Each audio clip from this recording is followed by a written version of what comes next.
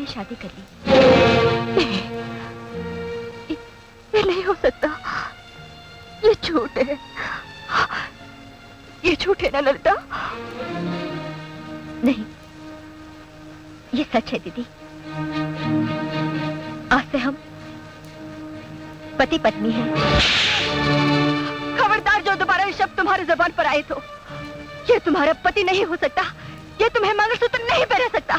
ये झूठ है, गलत है, मैं मानने को तैयार नहीं हूँ। मत मानो जानकी, तुम्हारे मानने ना मानने से हमारा ये रिश्ता नहीं टूट सकता। हम दोनों ने ये शादी भगवान के सामने की है। चुप रहो। अगर तुम ये कहोगे कि भगवान गवाह है तो मैं ये कहूंगी वो भगवान ही नहीं है। ललिता, उतार दो इस मंगलसूत्र को और मुंह पर मारे इसके, नहीं तो मैं इसे नोच कर फेंक दूंगी। नहीं दीदी, अब ये नहीं हो सकता।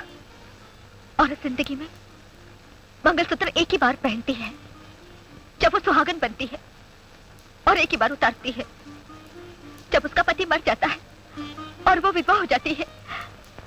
इस मंगलसूत्र को उतारने का किसी को हक नहीं। ललिता, क्यों चिल्ला रही है इस पर? तुझे क्या अधिकार है इसको डांटने का? ये मेरी पत्नी है। पत्नी?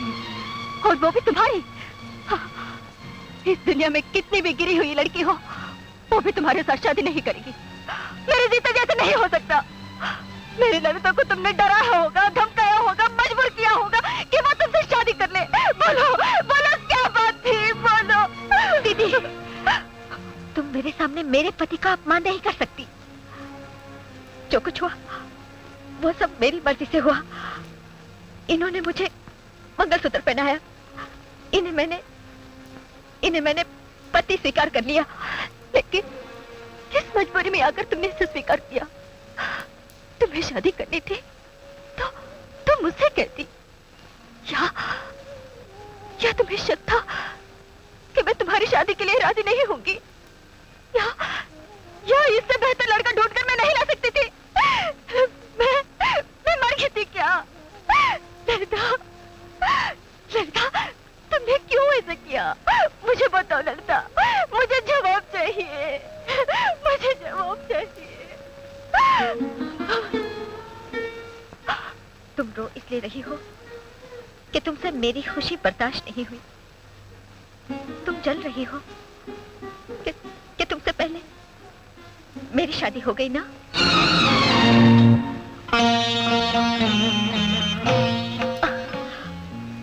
बड़ी देर से बर्दाश्त कर रही हूँ। तुम मुझे एक बच्ची की तरह डांट रही हो। अब मैं बच्ची नहीं, बड़ी हो गई हूँ। पढ़ लिखकर मुझे ये समझ आ गई है कि मुझे कौन सा कदम उठाना चाहिए और किससे शादी करनी चाहिए। देखो, तुमने मुझे पाल पोस कर बड़ा किया, इसके लिए मैं तुम्हारा एहसान हमेशा मानती रहूंगी। तुमने मुझे पढ़ाया, इसके लिए बहुत बहुत शुक्रिया। मेरी जिंदगी की हर जरूरत पूरी की, इसके लिए मैं तुम्हारी कदर करती हूँ। मगर शादी कोई पालना पोसना पढ़ाई लिखाई नहीं, ये हर एक इंसान का अपना जाती मामला होता है और उसका फैसला करने का हक भी सिर्फ उसी को होता है और किसी को नहीं। और मेरे जाती मामले के बारे में पूछने वाली तुम कौन होती हो?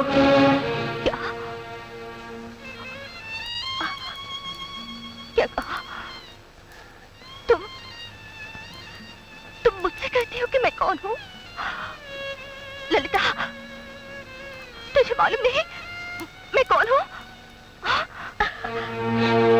ललिता, मैं वो हूँ जिसने तुझे सारी जिंदगी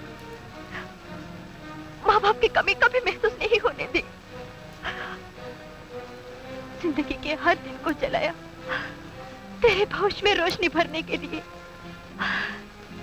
जिंदगी का हर सपना, हर अरमान, हर आरज़ू तुझे बना रखा था और मुझे पूछती है कि मैं कौन हूँ? ठीक है, आज से मैं भी नहीं जानती हूँ कि तुम कौन हो। चले जाओ यहाँ से, निकल जाओ यहाँ से।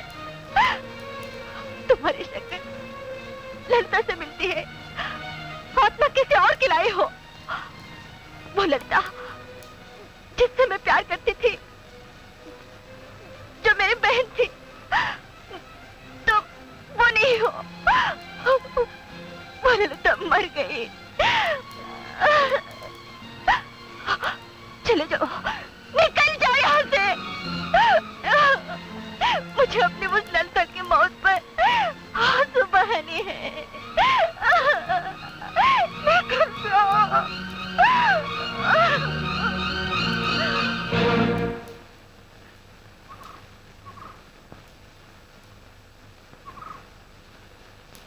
नहीं, मैं तुमसे कोई सवाल नहीं करूंगा, कोई बात नहीं पूछूंगा,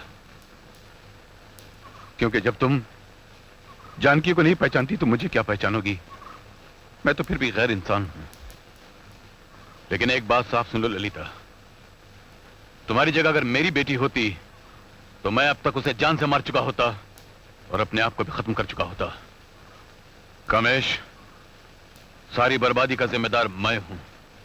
मुझे बहुत पहले तुम्हारी जायदाद का हिस्सा देकर तुम्हें इस गांव से अलग कर देना चाहिए था, ताकि इस बच्ची की जिंदगी बच गई होती, लेकिन बहुत देर हो गई।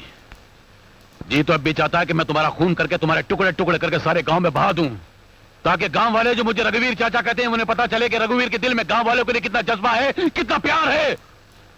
लेकिन ऐसा कर नहीं सकता, मजबूर हूं, क्योंकि देवी समान इस बच्ची की बहन को मैं विधवा नहीं करना चाहता। इसलिए इससे पहले कि मेरे हाथ तुम्हारे खून से नापाक हो, चला जाओ यहां से। तुम्हारी जायदाद का हिस्सा तुम्हें मिल जाएगा। कल सुबह ही गांव छोड़कर चले जाना और कभी लौटकर मत आना। चले जाओ यहां से, चले जाओ यहां से। और सुनो, कभी इत्तेफाक से अगर तुम्हारे इस गांव से गुजर हो तो बस से कदम उतारने से पहले यह मालूम करना कि रघुवीर जिंदा है या मर गया। और अगर रघुवीर के मरने की तुम्हें खबर मिले तब इस गांव की धरती पर कदम रखना, वरना नहीं।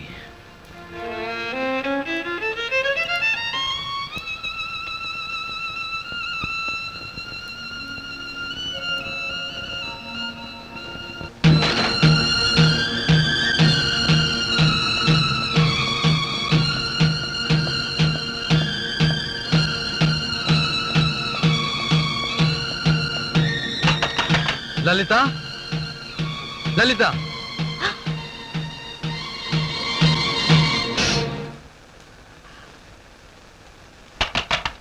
ललिता, दरवाजा खोलो। मैं हूं राम। किससे मिलना है आपको?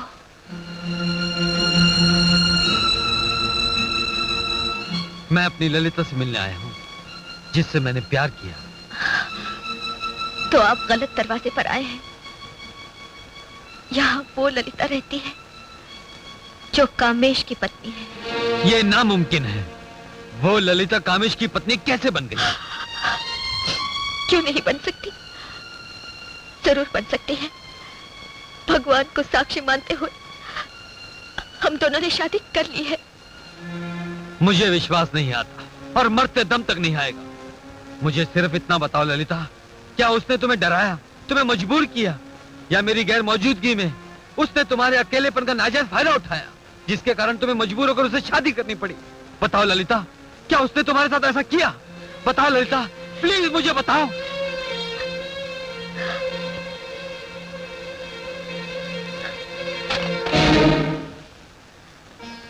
सुनना चाहते हो तो सुनो।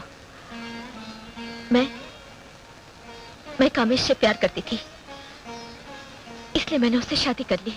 नहीं, ये नहीं हो सकता। तुम झूठ बोल रही हो। इंसान जिंदगी में सिर्फ एक ही बार प्यार करता है, बार बार नहीं। मैंने भी एक ही बार प्यार किया, एक ही आदमी से, और वो है कामेश। और मुझसे जो प्यार किया वो धोखा था। मुझसे जो शादी करने का वादा किया था वो झूठ था। मेरे साथ जो वक्त गुजारा, जो घड़ियां बिताई, वो सब नाटक था। हाँ राम बाबू, तुम्हारे साथ जो मैंने प्यार किया वो धोखा था।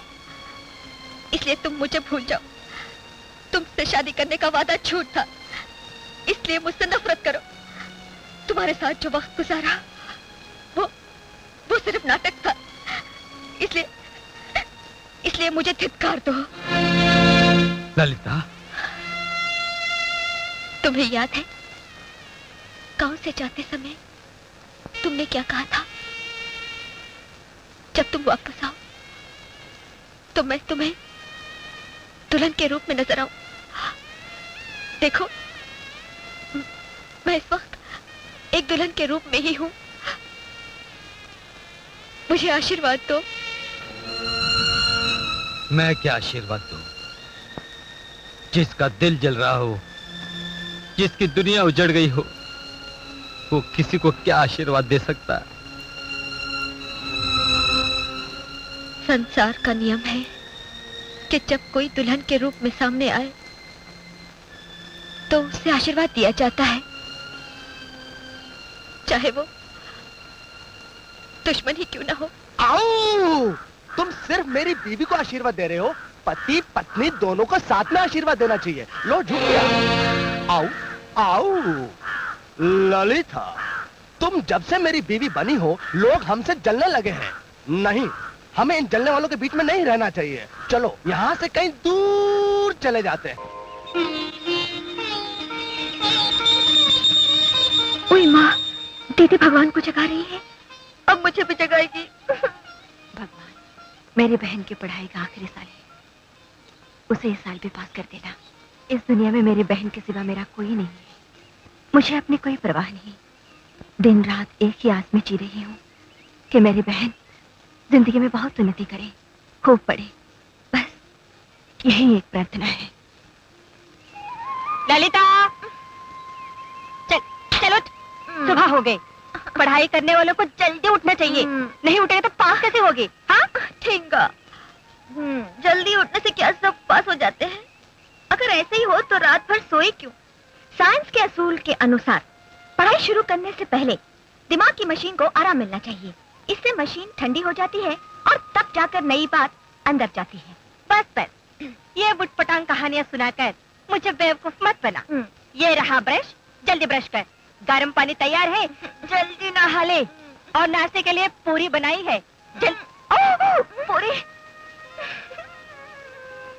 Colgate dental cream, Colgate dental cream. दांतों को चमकदार और तेज करने के लिए कोलगेट डेंटल क्रीम इस्तेमाल कीजिए। टंग टंग। दीदी, जरा मेरे बालों में कंघी करो ना। अब तो बड़ी हो गई है, अपने हाथों से कंघी किया कर। ओह, दीदी, कभी पहले तुमने मुझे कंघी करने दी है? कंघी क्या, कुछ भी करने देती हो? मेरे कपड़े तुम धो देती हो, यहाँ तक कि रात को सोते समय बिस्तर भी तुम ही बिछा देती हो। सुबह से शाम तक तुम मुझे करने क्या देती हो सिवाय पढ़ाई करने के? पढ़ाई पढ़ाई पढ़ाई।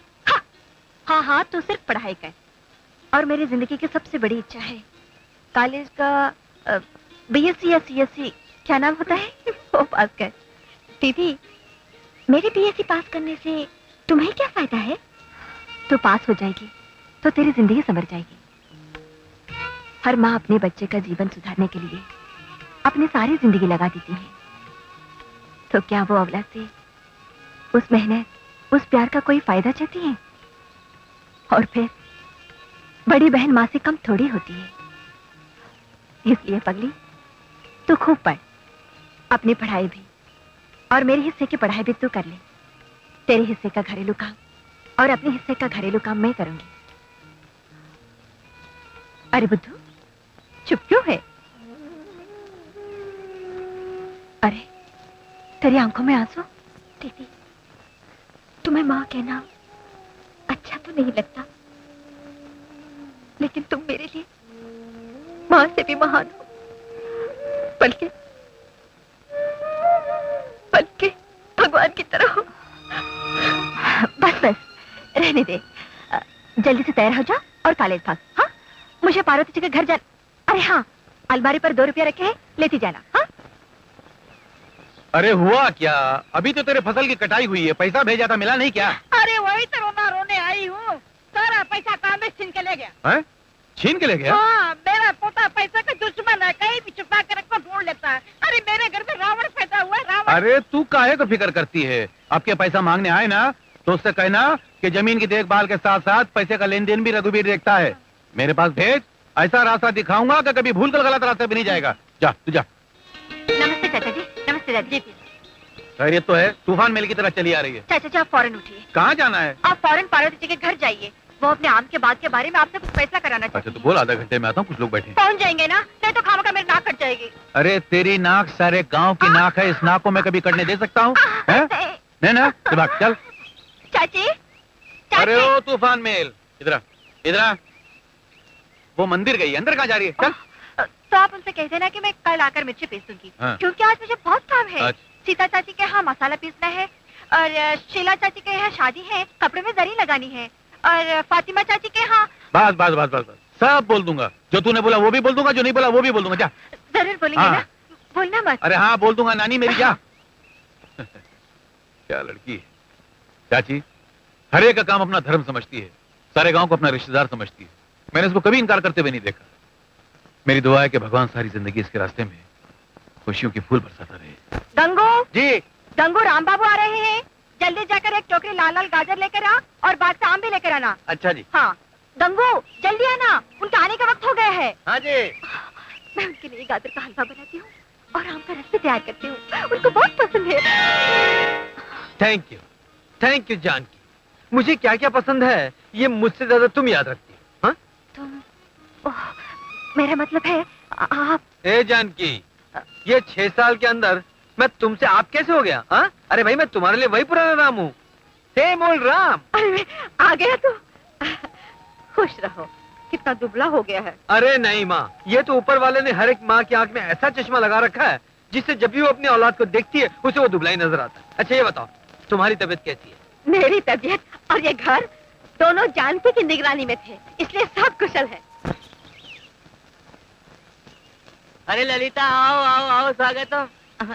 ये लो सोडा। जग्गू भैया, हाँ। बस कब आएगी? इस देश में बसों के बारे में क्या कह सकते हैं, कब आती है कब जाती है भगवान भी नहीं बता सकता। अरे भगवान क्या, मैं बताती हूँ। अगर चित आया तो बस अभी आएगी, पट आया तो देर से आएगी।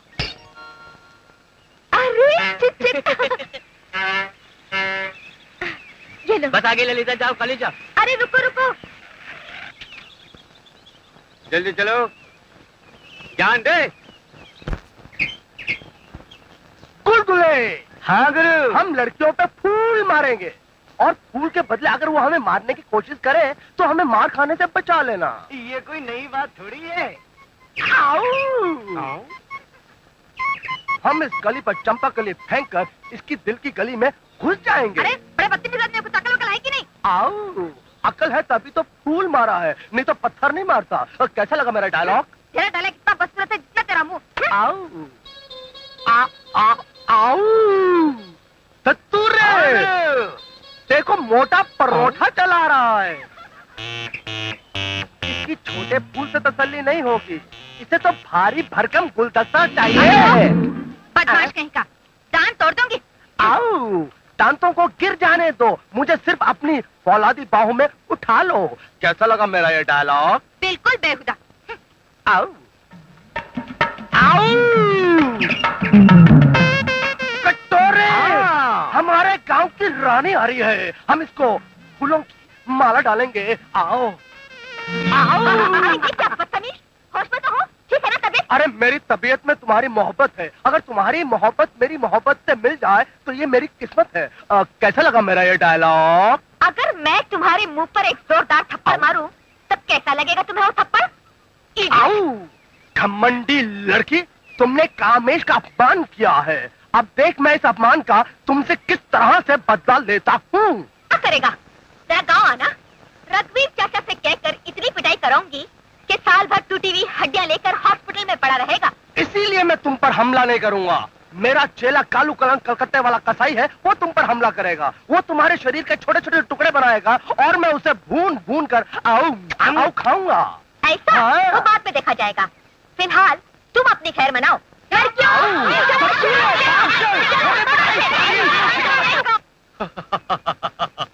राम, इस गांव को, इसके रहने वालों को हमेशा तुम पर गौरव रहेगा। अरे ये गांव का पहला लड़का है जिसने वकालत पास की है शहर जाके, वरना बाकी तो सब लुच्चे लफंगे हैं। इस गांव को हमेशा तुम बदनाम रहेगा। चाचा जी, आप शायद नहीं जानते, मेरी पढ़ाई पूरी करने मेरे वकील बनने में एक इंसान का बहुत बड़ा हाथ है, और वो है जानकी। अगर ये माँ की देखभाल न करती तो मेरा मन पढ़ाई में कैसे लगता? मैं जो दिन रात जान लगाकर पढ़ाई कर सका, वो सब तुम्हारी मेहरबानी का नतीजा है जानकी। ये क्या कह रही हैं आप? आपकी माँ ने आपको शहर भेजा, पढ़ाया लिखाया, मेहनत आपने की, इसमें मेरी मेहरबानी कैसी? तूने सही कहा बेटे, तेरी गैर मौजूदगी में इसने मेरी बहुत सेवा की। औलाद से बढ़कर सुबह शाम मेरी ही देखभाल करती रही। भाई वो तो है, लगता है इसे भगवान ने दुनिया की सेवा करने के लिए, देखभाल करने के लिए पैदा किया है। अब देखो ना, सारे गांव की सेवा एक तरफ करती है, अपनी बहन को दूसरी तरफ पढ़ाती है। वो भी पढ़ाते पढ़ाते शहर भेज दिया, कॉलेज में, और वो लड़की यहाँ से शहर अकेली जाती है और अकेली वापस आती है किसी में इतनी हिम्मत? अच्छा, वो छोटी सी ललिता अब इतनी बड़ी हो गई है कि कॉलेज में पढ़ती है, वो भी शहर में। भाई कमाल है।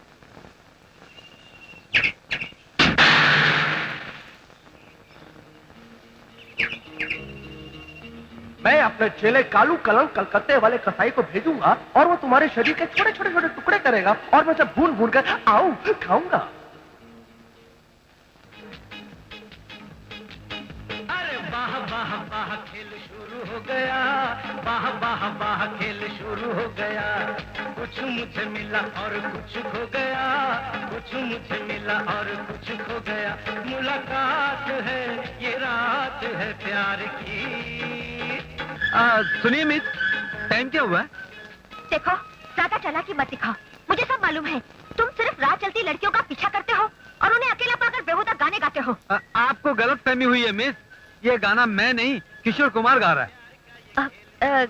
गाना किशोर कुमार का है वो तो मालूम है, और कलाई पर जो घड़ी बंधी है वो भी शायद किशोर कुमार की है। जी नहीं, ये मेरी है, लेकिन बंद है। देखिए ना 12 बजे हैं। वो तो तुम्हारी शक्ल पर भी बज रहे हैं। देखो मिस्टर, मुझे मालूम है तुम कौन हो। कालू कल्लन कलकत्ते वाले गुंडे कसाई हो। उस बेवकूफ ने तुम्हें मेरा पीछा करने को भेजा है, लेकिन तुम्हें नहीं मालूम, अगर तुमने यहाँ मुझे हाथ भी लगाया तो मैं। कालू कल्लन कलकत्ते वाले गुंडे कसाई, इस छोकरी का सूट ढीला लगता है। देखिए, एक गुंडा कब से मेरा पीछा कर रहा है, मेरी मदद कीजिए। अरे ये क्या कर रहा हो, छोड़ो मुझे। कहाँ जाएगी?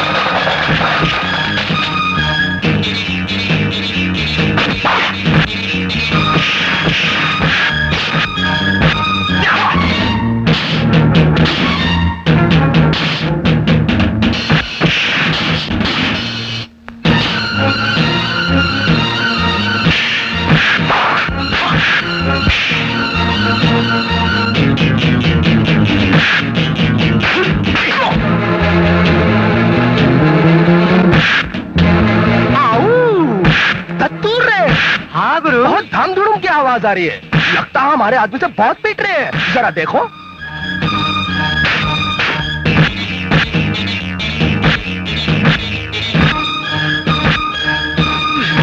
गुरु, उल्टा खेल हो गया, मार रहा है और हमारे आदमी पीट रहे हैं। आओ, हमें फौरन एक काम करना चाहिए। वो क्या? भाग जाना चाहिए। भागो भागो भागो भाग।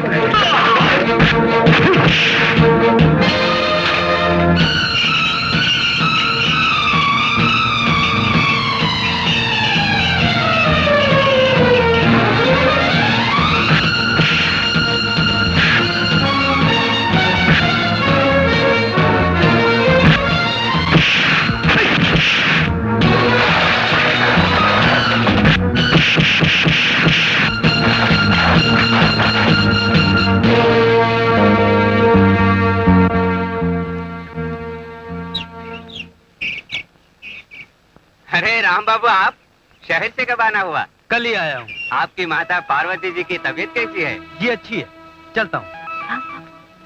पार्वती जी की लड़की? ओह गॉड! क्या?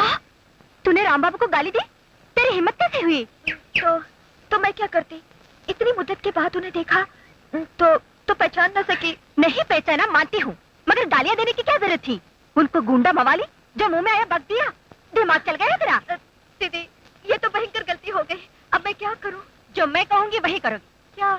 चलो इसी वक्त उनके घर चलो, उनके पैर पकड़ो और माफी मांगो। नहीं, मैं नहीं आऊंगी उनके घर। अब उनका सामना करते हुए तो मुझे बहुत शर्म आएगी।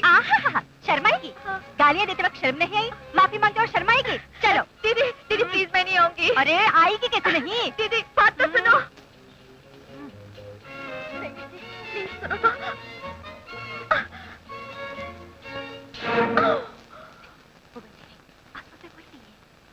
और माँ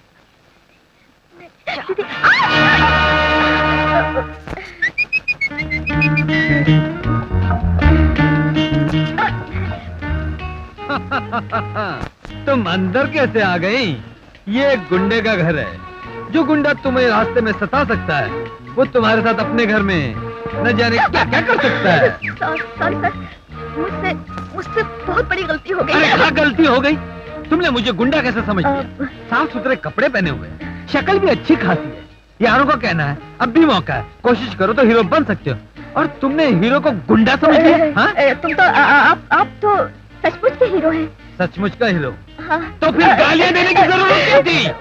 मुझसे बहुत बड़ी गलती हो गई, इसीलिए तो माफी मांगने आई हूँ। बंद करो ये रोना धोना। तुम्हें इतनी आसानी से माफी नहीं मिल सकती। पहले मैं जो कहता हूँ वो करो, फिर माफी मिल सकती है। कहिए, मुझे क्या करना होगा? इधर आओ। अरे इधर आओ ना। अरे इधर आओ। ये जगह देख रही हो? देख रही हो ना? यहाँ पर पप्पी दो।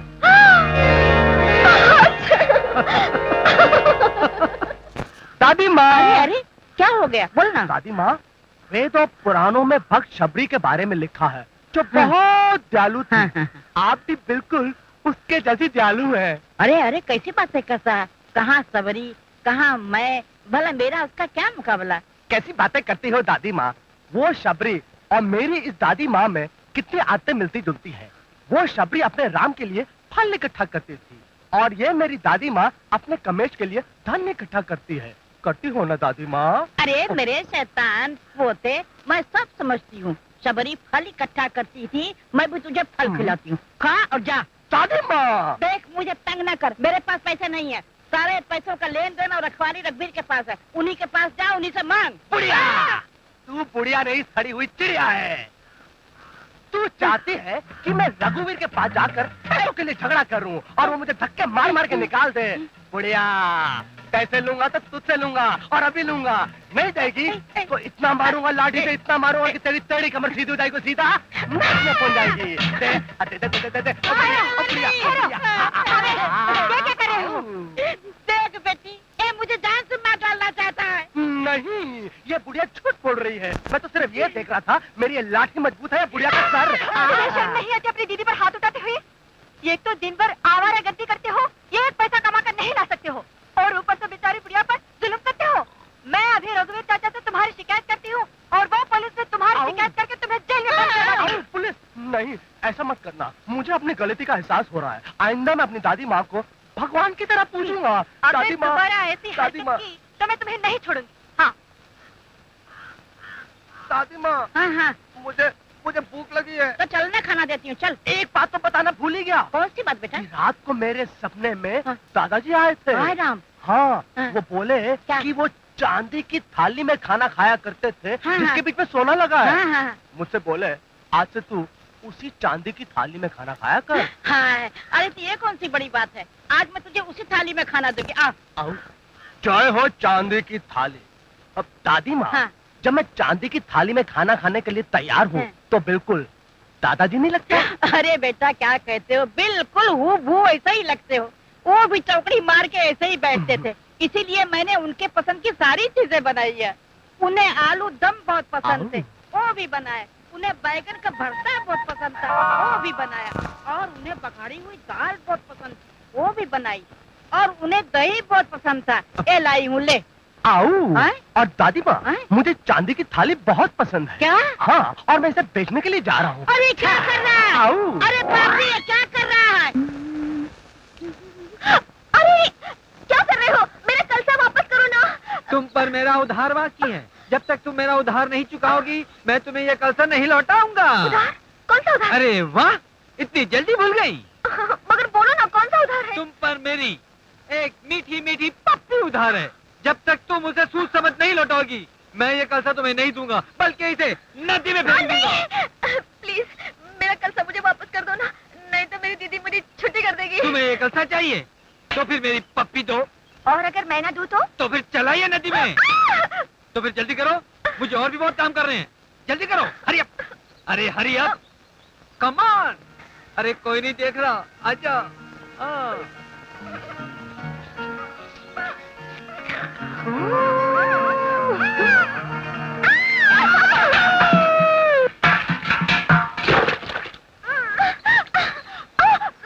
अरे छोड़ो उसे, जो तुमने मुझे दिया है ना उसके लिए मैं तुम्हें हजारों कलसे दिलवा दूंगा।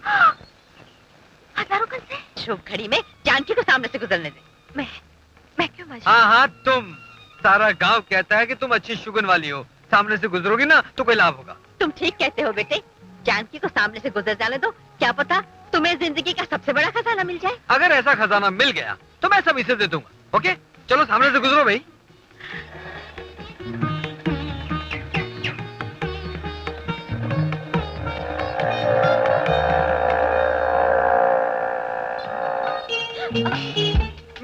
मिल गया, खजाना मिल गया। खजाना मिल गया? हाँ, आज एक देवी ने कहा था कि तुम्हें रास्ते में बहुत बड़ा खजाना मिलने वाला है। कहाँ है खजाना? खजाना दिख तो गया, बस मिलना बाकी है। तुम कहाँ जा रही? कॉलेज। और कहाँ? अरे लेकिन जाओगी कैसे? आज तो बसों की हड़ताल है। हर लड़की को अपने साथी लड़के से लिफ्ट लेनी पड़ रही है। अच्छा। अरे बाबा, ये मैं नहीं कह रहा हूँ, ये तो आज के पेपरों में आया है, आज की स्पेशल रेडियो न्यूज में आया है। हाँ, मुझे सब मालूम है, तुम झूठ बोल रहे हो। लो, झूठ बोलकर मुझे कौन सा पद्मश्री मिल जाएगा? अगर विश्वास नहीं आता तो जग्गू से पूछ लो। जग्गू। हाँ, जग्गू से पूछने की क्या जरूरत है? मेरे पास सच और झूठ की मशीन है। अभी पता चल जाएगा कि बस आएगी या नहीं। अरे फट गया, लगता है बस की कोई गड़बड़ है। उफ, आज एक जरूरी क्लास है, नहीं पहुंच सकी तो मिस हो जाएगी। तो फिर जल्दी करो, बैठो स्कूटर पर। मैं स्कूटर पे नहीं बैठूंगी, मैं पैदल जाऊंगी। अगर तुम पैदल जाओगी तो तुम्हें कॉलेज पहुंचने में देर हो जाएगी, और अगर तुम्हें कॉलेज पहुंचने में देर हो गई तो तुम्हारी जरूरी क्लास मिस हो जाएगी, और अगर तुम्हारी जरूरी क्लास मिस हो गई तो तुम फेल हो जाओगे। चलो चलो। बात ये है, मेरा स्कूटर नया है, बहुत तेज भागता है, इसलिए गिरने का डर है। मुझे जरा टाइट पकड़ लो ना। और जरा नजदीक।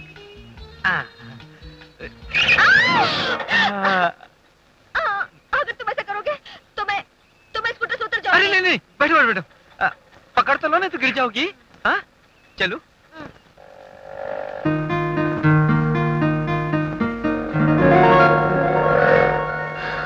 हे भगवान, तुम्हारा लाख लाख शुक्र है, तुम आ गए। मैं इंतजार कर रही थी। क्यों नहीं, मैं सामने से गुजरी थी। अगर तुम्हें कुछ हो जाता तो सारा इल्जाम मुझ पर आ जाता। अरे ऐसे कैसे हो सकता है? आज तो बहुत ही अच्छा शगुन रहा, बहुत प्यारा लाभ हुआ। क्या हुआ मुझे बताओ। तुमने वादा किया था कि जो कुछ मिलेगा सब मुझे दे दोगे। जानकी, जो कुछ मेरे पास है वो सब तुम्हारा ही तो है।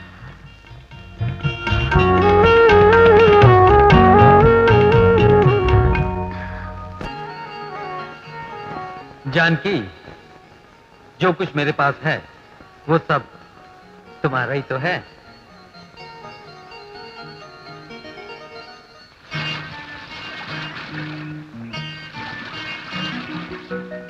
ललिता, मैं पार्वती चाची के घर जा रही हूँ। आज मुझे वहाँ बहुत काम है, शायद देर से आऊंगी तो घर पर ही रहना। हाँ, मैं घर पर ही रहूंगी और रघु चाचा को बुलाऊंगी और तुम्हारी शादी की बात करूंगी। ये तू क्या बात करेगी मेरी शादी के बारे में? हाँ, अरे भगवान ने जिसके संजोग में जो लिखा है वो होके रहेगा। बेकार की बात मत सोच, बैठ के पढ़। अपने शरीर को चमकाने के लिए हमेशा लिरिल इस्तेमाल कीजिए। लिरिल लिरिल लिरिल लिरिल। क्या कामेश गिरफ्तार हो गया? हाँ बेटा, अब तू कुछ भी करके शहर जा, किसी भी तरह जमानत पे छुड़ा के। बेटा मैं मानता हूँ वो गंदा है, बुरी सोबत में बैठता है, लेकिन उसकी बूढ़ी दादी है, उसका मुंह देखकर कुछ ना कुछ तो करना ही पड़ेगा ना। हाँ? क्या बेटा? खबरदार, मुझको रिहा करने आए हो ना? मैं जानता था, क्योंकि जब आजादी के सिपाही चंद्रशेखर, भगत सिंह, महात्मा गांधी जेल में थे तो देश में इनकलाब आ गया था। लोग उनको आजाद कराने के लिए सीने पे गोलियां खा रहे थे। गवर्नमेंट के तंबू में घबराहट पैदा हो गई थी। इसलिए अगर तुम इस शेर को आजाद ना करते तो देश में फिर से इनकलाब आ जाता, गोलियां चलती, लाशों का ढेर लग जाता, आग लगती, स्ट्राइक हो जाती, न जाने क्या से क्या हो जाता। ऐसा कुछ नहीं होता। आई? चलो, वो तो राम बाबू ने तुम्हारी जमानत दे दी, इसलिए तुम्हें छोड़ा जा रहा है। राम बाबू? हाँ चलो। छनछना छिंग। इंस्पेक्टर, आज के बाद पुलिस को एक बात अच्छी तरह से याद रखनी चाहिए, आओ, कि देश का ये मर्दे मैदान अकेला नहीं है। इसके पीछे वकीलों की लाइन लगी हुई है इसका केस लड़ने के लिए। राम बाबू, हम दोनों एक ही गांव के हैं। आपने बहुत अच्छा किया कि आज मुझे जमानत से छुड़वा लिया। अगर भगवान ने चाहा, और जरूर चाहेगा, कि कल को आपको जेल हो जाए तो मैं आपको जमानत से छुड़वाने आऊंगा। जी नहीं, आइंदा आप अगर ऐसी हरकत न करें तो मुझ पर और गांव वालों पर बहुत बड़ा एहसान वो तो है ही, लेकिन राम बाबू, ये केस मुझ पर बनाया गया है कि मैं बाजारी औरतों के पास जाता हूँ।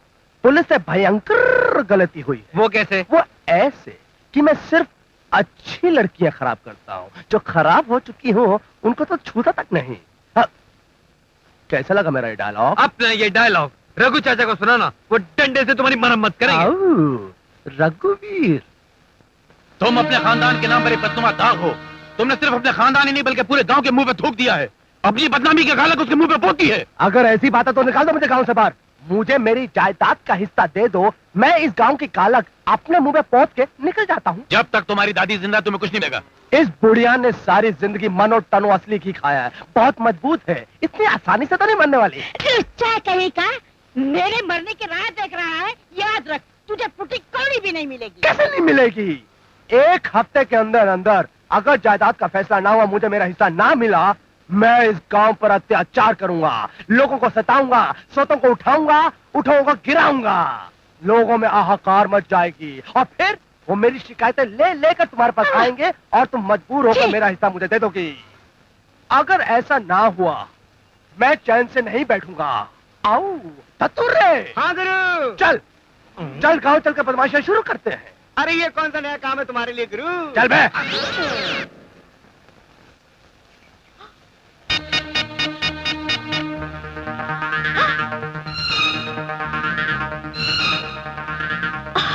राम बाबू, राम बाबू, राम बाबू, राम बाबू।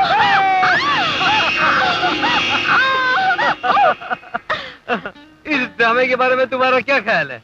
ऐसा दोबारा कभी भूल कर मत करना। तुम्हें मालूम है, सिखाने में दिखाना तो मानूंगी। अरे बॉटनी क्या है? हाँ, बॉटनी है। वो क्या है कि बैंगन होता है ना, बैंगन का जो पाँव होता है, पाँव का जो पिछला अंगूठा होता है, उसका जो नाखून होता है ना, उसको बॉटनी कहते हैं। गुलगुले। हाँ गुरु। हमने रघुवीर चाचा को जायदाद का फैसला करने के लिए एक हफ्ते की मोहलत दी थी, जो पूरी हो गई। जब तक पाप की उंगली को टेढ़ी करके शराफत के डब्बे में ना डाला जाए तो घी बाहर निकलता ही नहीं ना। अब हम अपनी कार्रवाई जलजले की तरह शुरू करते हैं और सारे गांव को बर्बादी के सैलाब में डुबो देते हैं। वो कैसे? जैसे पुरानों में राक्षस किया करते थे। वो क्या किया करते थे? राह चलते हुए ब्राह्मणों का जीना हराम कर देते थे, पाप की देवी को शरीफ इंसानों के खून से नहलाया करते थे, जवान और कुंवारी लड़कियों की इज्जत लूट लिया करते थे। क्या मतलब? मतलब बलात्कार, रेप। आओ, गांव की कोई कुंवारी लड़की न बच न पाए। आओ, वो देखो, जिंग जिंग चमेली आ रही है। अब मैं इसकी जवानी कैसे लूटता हूँ। ठहरो, मेरी झिंग झिंग चमेली, मैं तुम्हारे साथ बलात्कार करूंगा। बलात्कार? ये कौन सी कार होती बाबूजी? कार नहीं, मैं तुम्हें अपनी बाहों में मजबूती के साथ पकड़ूंगा, तुम्हें प्यार करूंगा, तुम्हारी जवानी को लूट लूंगा, तुम्हारे नरम नरम होठों को चूस लूंगा, तुम्हारी आंखों में डूब जाऊंगा। आओ। मेरे ऐसे भाग्य कहाँ? तुम तो ऐसे खुश हो रही हो जैसे मैं तुम्हें सम्मान दे रहा हूँ। अरे बेवकूफ लड़की, मैं तुमको बर्बाद कर दूंगा, तुम्हारी इज्जत को लूट लूंगा। हाय, तो लूटो ना। मैं तो मुद्दत से इस दिन का इंतजार कर रही थी। मेरी आंखें तो कब से तुम पे लगी हुई थी। चल उधर चलते हैं, वहाँ कोई नहीं आएगा। लगता है ये लड़की को समझी नहीं है। अरे मैं सब समझ गई हूँ और अब तुझे भी समझाऊंगी। अरे मेरे राजा, आजा, आजा, मैं तुझे छोड़ूंगी नहीं। ऐसी बुझार मारूंगी, अरे रुक जा, अरे रुक जा, मैं तुझे छोड़ूंगी। छोड़ दे, अरे तुम अरे रुक जा, अरे रुक जा, आज मैं तुझे छोड़ूंगी नहीं। अरे आजा ना। चाची, ये लो, उसे कुछ नहीं होगा, 2 दिन में ठीक हो जाएगा। सारा गांव जानता है बेटी, पूजा के बाद जो कुमकुम देती हो वो बहुत ही महत्वपूर्ण होता है। अरे ललिता बहुत ही पढ़ाई कर रही है, परीक्षा की तैयारी कर रही है क्या? हाँ चाची, दिन रात मेहनत कर रही है। ये उसका आखिरी साल है ना, इस साल भी परीक्षा में पास होगी तो। अरे हाँ, परीक्षा से याद आया, चाची तुम जाओ, मुझे बहुत काम है। ललिता, परीक्षा की फीस 15 तारीख से पहले भरनी है ना? हाँ। कितनी? 300 रुपए। 300 रुपए।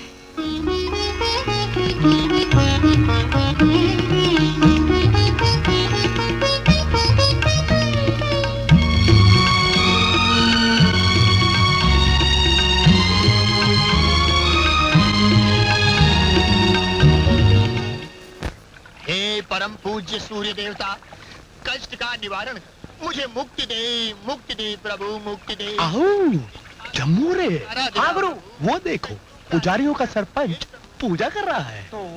तो मैं इसके कूल्हे पे जाके लात मारूंगा। अरे ऐसा अनर्थ मत करना गुरु, महापुरुष की पूजा भंग करना महापाप है। अबे चुप, अगर मैं ये पाप नहीं करूंगा तो रघुवीर चाचा तंग नहीं होंगे और मुझे मेरी जायदाद का हिस्सा नहीं मिलेगा। तो गुरु देरी मत करो, जल्दी करो, जल्दी करो। हे अष्ट देवता, मुझे क्षमा करो, निर्वाण दो, मुक्ति दान करो, ओ मुक्ति दान। डिंका टिका, डिंका टिका, वो भी हूँ। सर्वनाश हो जाने दो, तू नरक में जाएगा। वही तो जाना है। अरे मैंने तेरा क्या बिगाड़ा था, तूने मेरे कूल्हे पे लात मारी। तुम्हारे कूल्हे पे लात मारना मेरा कर्तव्य है, हर रोज मारूंगा। मैं रघुवीर चाचा से इसकी उल्हाना करूंगा। वही तो मैं चाहता हूँ, करो। क्या लात मारी? क्या लात मारी? पड़ेंगे। कटोरे। हाँ उस्ताद। मैंने गांव के पुजारियों के सरपंच के कूल्हे पे कैसी लात मारी? क्या बात है उस्ताद, ऐसे उड़ के गए जैसे हवाई जहाज जाता है। अब वो मेरे जुल्म की कहानी रघुवीर चाचा को सुना रहा होगा। गांव के सारे पुजारियों में हाहाकार मच गई होगी और रघुवीर चाचा मेरी जायदाद का हिस्सा देने मुझे आ रहे होंगे।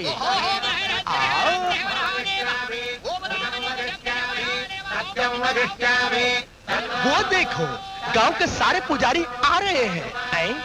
लगता है संस्कृत में मुझे कुछ गालियां दे रहे हैं। दो, आओ आओ। प्रभु, आप मनुष्य नहीं है, भगवान है। धरती पर भगवान का दूसरा रूप है। 14 साल से मैं इस कमर के दर्द के मारे दिन रात तड़पता था। बड़े बड़े हकीम, वैद्य, डॉक्टर हार गए, मगर आपकी एक परम पूज्य लात ने मेरा बेड़ा पार लगा दिया। मैं धनुष की तरह टेढ़ा था, बाण की तरह सीधा हो गया।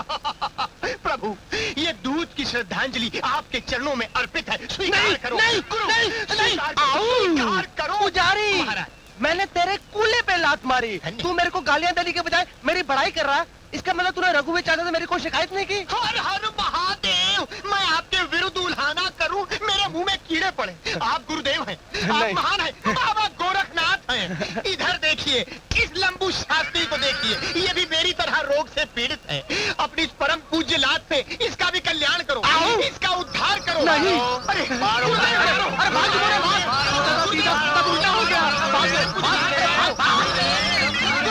गुरुदेव, मारो, मैं मारता हूँ, चिंता न। जय गुरुदेव। लगता है वक्त के साथ साथ हम दोनों की पसंद भी एक जैसी होती जा रही है।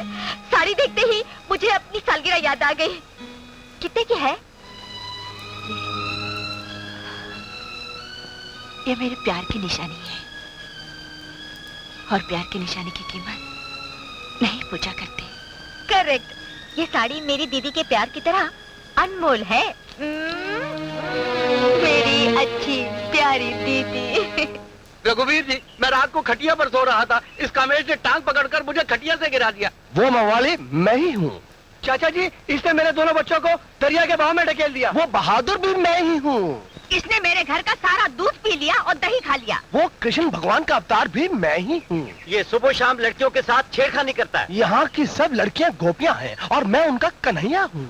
कुछ कीजिए रघुवीर जी, वरना सारे गांव का सत्यानाश हो जाएगा। आओ! अबे ओ शैतान को शर्माने वाले खबीस, ये सारी हरकतें तूने कहाँ से सीखी हैं? ये तो सब छोटे छोटे नमूने थे। अगर अब भी तुमने मुझे मेरा हिस्सा नहीं दिया तो मैं इस गांव की वो हालत करूंगा कि दुनिया के नक्शे से इसका नामो निशान मिट जाएगा। शैतान और चुड़ैल भी इधर से गुजरते हुए घबराएंगे।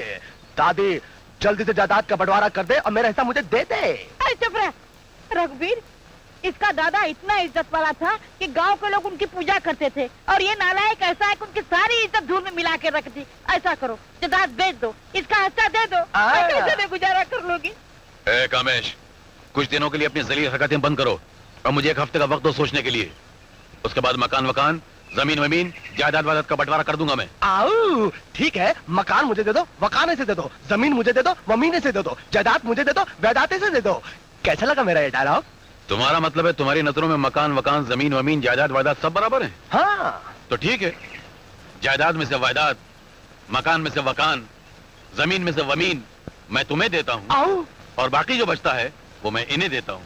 कैसा लगा मेरा ये डायलॉग? चाचा जी, मैं इसीलिए मुझे गांव का हर छोटा बड़ा जवान बूढ़ा रघुवीर चाचा कहता है, समझे भतीजे? मुझे तो ये सब कुछ एक सपने जैसा लग रहा है। और इस सपने को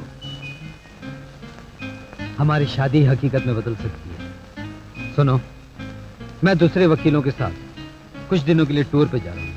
मेरे वापस आने से पहले तुम अपनी बहन को हमारी प्रेम कहानी सुना देना, ताकि वो फौरन मेरी माँ से मिलकर शादी की बात पक्की कर दे। और जब मैं लौटूंगा, शादी की तैयारियां शुरू हो चुकी होंगी और दरवाजे पर शनाइयां बज रही होंगी और मैं दुल्हन के लिबास में तुम्हारा इंतजार कर रही होंगी।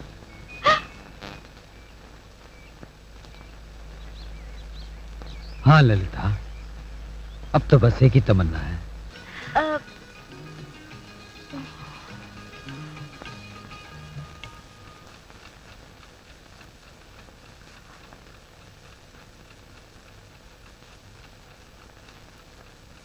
मुझे देखिए, मुझे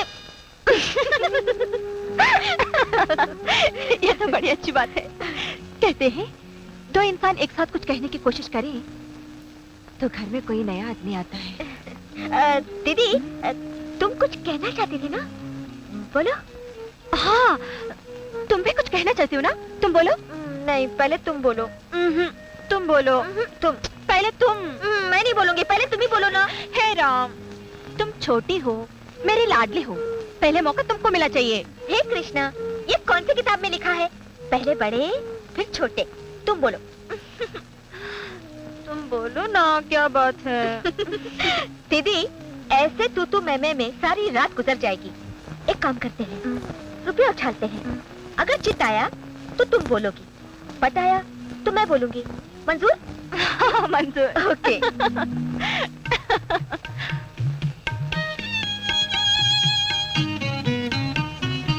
दीदी, ये रहा रुपया, उछालू? 1 2 3। अब क्या हुआ? देख, अगर मुझे पहले बोलना पड़ा तो मैं तुझसे आंखें मिलाकर नहीं बोल पाऊंगी, इसीलिए तुझे आंखें बंद करनी पड़ेगी। और अगर मुझे बोलना पड़ा तो तुम्हें भी आंखें बंद करनी पड़ेगी, नहीं तो मुझसे भी नहीं बोला जाएगा।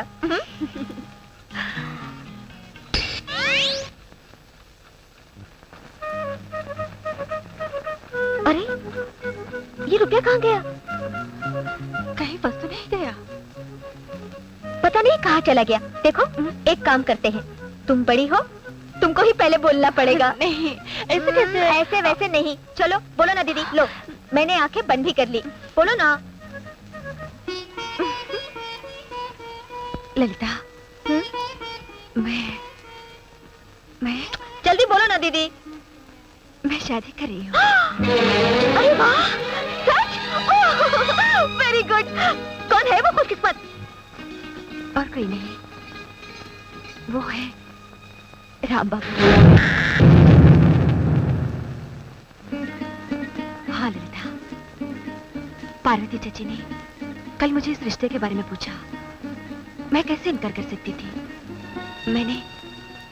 मैंने हाँ कर दी। दरअसल ललिता, तुम्हें नहीं मालूम, मैं खुद उन्हें बेहद चाहती हूँ। दिल ही दिल में उनसे प्यार करती हूँ, उनकी पूजा करती हूँ। और उनके रवैया से लगता है वो भी मुझे बहुत चाहते हैं।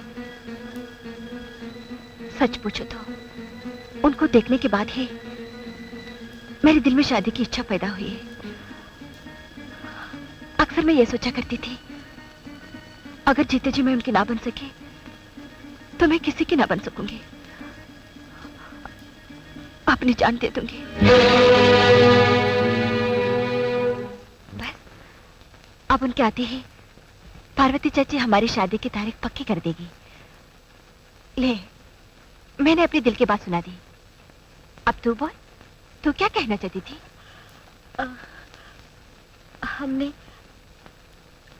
हमने ये शर्त रखी थी ना दीदी, एक अपनी दिल की बात सुनाएगा तो दूसरे को अपनी आंखें बंद करनी पड़ेगी। बोलो, तुमने अपनी आंखें बंद कर ली? हाँ, बंद कर ली। अब बोलो।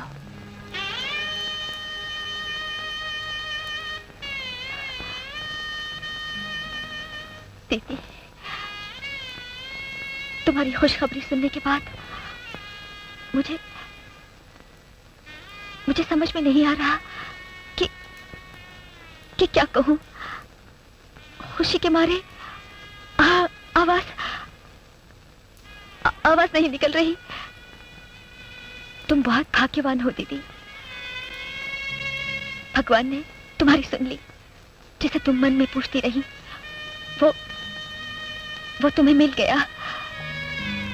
वरना इस संसार में तमन्नाएं मन में जन्म लेती हैं और मन में ही मर जाती हैं। तुम किस्मत वाली हो दीदी, तुम्हें अपनी पसंद का पति मिल रहा है जो अच्छा इंसान है और अच्छे दिल का मालिक है। तुम्हारी शादी हो जाए, तुम्हारा घर बस जाए और तुम सारी जिंदगी सुखी रहो, यही मेरी इच्छा है। मेरी तारीफ तो बंद कर, पहले ये बता तुम मुझसे क्या कहना चाहती थी? ओ, मैं ये कह रही थी दीदी कि प्रिंसिपल साहब ने मुझसे वादा किया है कि वो मुझे रिजल्ट के बाद कॉलेज में लेक्चरर की नौकरी देंगे। सच? ललिता, तू कॉलेज में पढ़ाएगी? आज मैं कितनी खुश हूँ कि भगवान ने मुझे इस लायक तो बनाया कि मैं अपनी बहन को पढ़ा लिखा कर समाज के एक ऊंचे मुकाम पर बिठा तो सके। ललिता,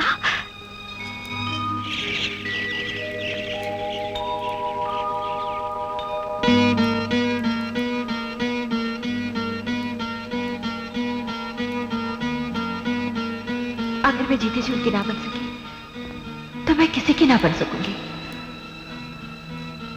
अपनी जान दे दूंगी। नहीं, ऐसा नहीं हो सकता, ऐसा नहीं हो सकता। मैं क्या करूं मैं?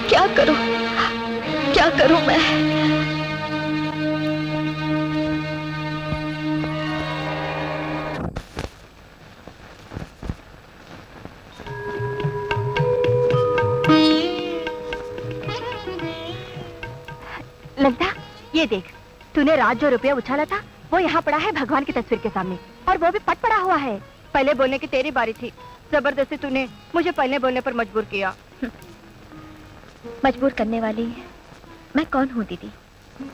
खुशी और मजबूरी तो मुकद्दर की बात होती है।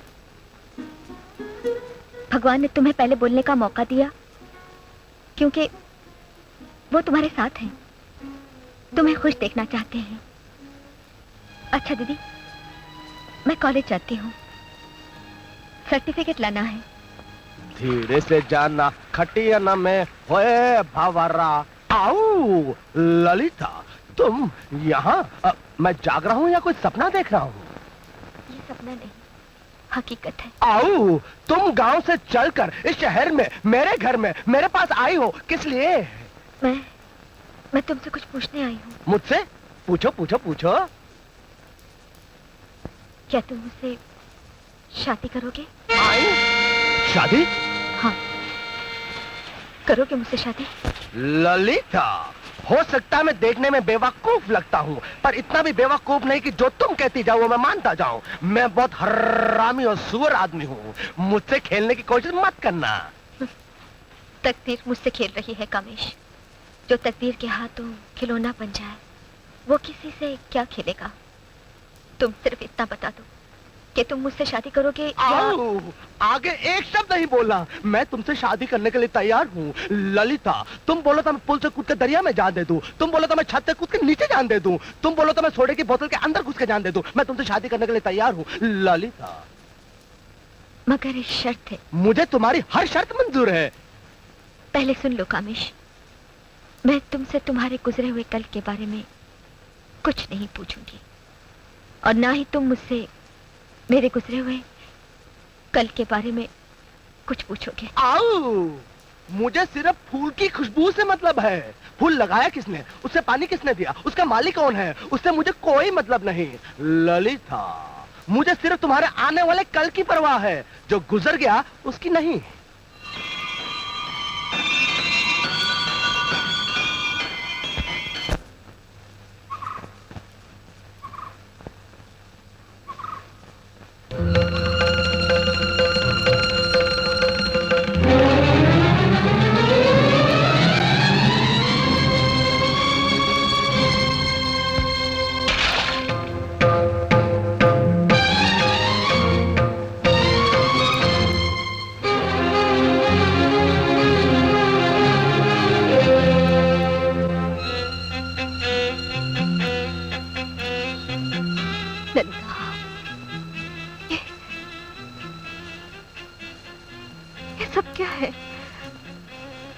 दोनों ने शादी कर ली। ये नहीं हो सकता, ये झूठ है, ये झूठ है ना ललिता? नहीं, ये सच है दीदी। आज से हम पति पत्नी हैं। खबरदार, जो दोबारा ये शब्द तुम्हारे जुबान पर आए तो ये तुम्हारा पति नहीं हो सकता, ये तुम्हें मंगलसूत्र नहीं पहना सकता। ये झूठ है, गलत है, मैं मानने को तैयार नहीं हूँ। मत मानो जानकी, तुम्हारे मानने ना मानने से हमारा ये रिश्ता नहीं टूट सकता। हम दोनों ने ये शादी भगवान के सामने की है। चुप रहो। अगर तुम ये कहोगे कि भगवान गवाह है तो मैं ये कहूंगी वो भगवान ही नहीं है। ललिता, उतार दो इस मंगलसूत्र को और मुंह पर मारे इसके, नहीं तो मैं इसे नोच कर फेंक दूंगी। नहीं दीदी, अब ये नहीं हो सकता। औरत जिंदगी में मंगलसूत्र एक ही बार पहनती है जब वो सुहागन बनती है, और एक ही बार उतारती है जब उसका पति मर जाता है और वो विधवा हो जाती है। इस मंगलसूत्र को उतारने का किसी को हक नहीं। ललिता, क्यों चिल्ला रही है इस पर? तुझे क्या अधिकार है इसको डांटने का? ये मेरी पत्नी है। पत्नी? और वो भी तुम्हारी? इस दुनिया में कितनी भी गिरी हुई लड़की हो, वो भी तुम्हारे साथ शादी नहीं करेगी। मेरे जीते जैसे नहीं हो सकता। मेरी ललिता को तुमने डराया होगा, धमकाया होगा, मजबूर किया होगा कि वो तुमसे शादी कर ले। बोलो, बोलो क्या बात थी, बोलो। दीदी, तुम मेरे सामने मेरे पति का अपमान नहीं कर सकती। जो कुछ हुआ वो सब मेरी मर्जी से हुआ। इन्होंने मुझे मंगलसूत्र पहनाया, इन्हें मैंने पति स्वीकार कर लिया। लेकिन किस मजबूरी में आकर तुमने इसे स्वीकार किया? तुम्हें शादी करनी थी तो तुम मुझसे कहती, या तुम्हें शक था कि मैं तुम्हारी शादी के लिए राजी नहीं होंगी, या इससे बेहतर लड़का ढूंढकर मैं नहीं ला सकती थी? मैं मर गई थी क्या? ललिता, ललिता, तुमने क्यों ऐसा किया? मुझे बताओ ललिता, मुझे जवाब चाहिए, मुझे जवाब चाहिए। तुम रो इसलिए रही हो कि तुमसे मेरी खुशी बर्दाश्त नहीं हुई। तुम जल रही हो कि तुमसे पहले मेरी शादी हो गई ना?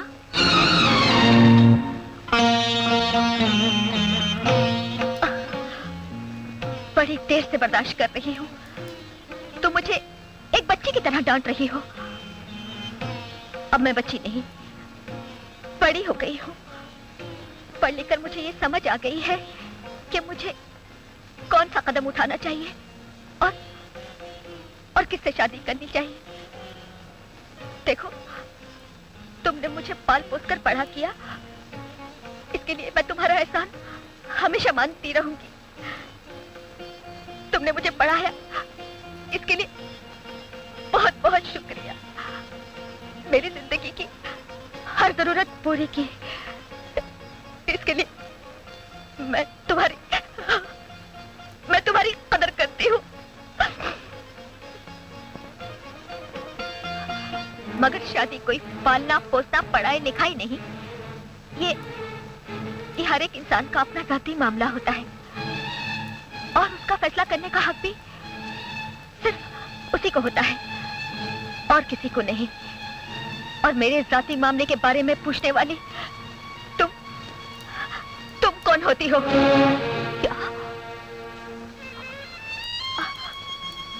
क्या कहा? तुम मुझसे कहती हो कि मैं कौन हूँ? ललिता, तुझे मालूम नहीं मैं कौन हूँ? ललिता, मैं वो हूँ जिसने तुझे सारी जिंदगी माँ बाप की कमी कभी महसूस नहीं होने दी। जिंदगी के हर दिन को जलाया तेरे होश में रोशनी भरने के लिए। जिंदगी का हर सपना, हर अरमान, हर आरज़ू तुझे बना रखा था और मुझे पूछती है कि मैं कौन हूँ? ठीक है, आज से मैं भी नहीं जानती हूँ कि तुम कौन हो। चले जाओ यहाँ से, निकल जाओ यहाँ से। तुम्हारी शक्ल ललिता से मिलती है, आत्मा किसी और की लाई हो। वो ललिता जिससे मैं प्यार करती थी, जो मेरी बहन थी, तो वो नहीं हो। वो ललिता मर गई। चले जाओ, निकल जाओ यहाँ से। मुझे अपनी उस ललिता की मौत पर आंसू बहाने हैं। निकल जाओ।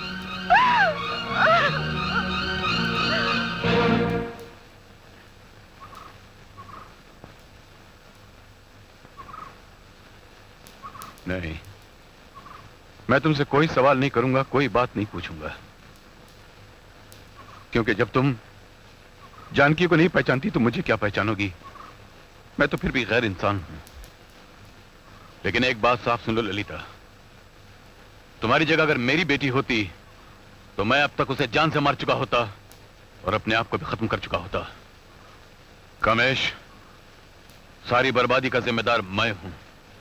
मुझे बहुत पहले तुम्हारी जायदाद का हिस्सा देकर तुम्हें इस गांव से अलग कर देना चाहिए था, ताकि इस बच्ची की जिंदगी बच गई होती, लेकिन बहुत देर हो गई।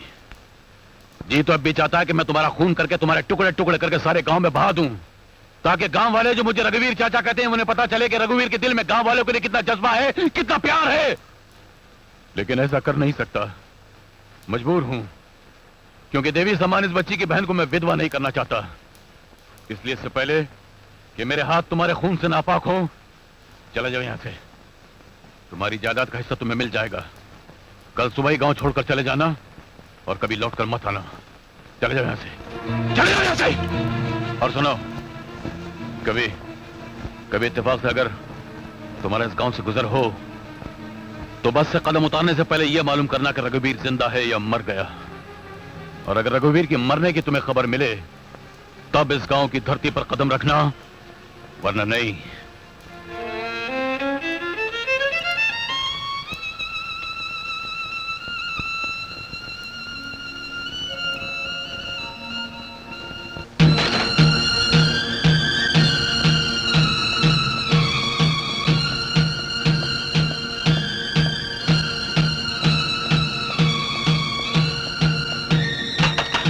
ललिता, ललिता,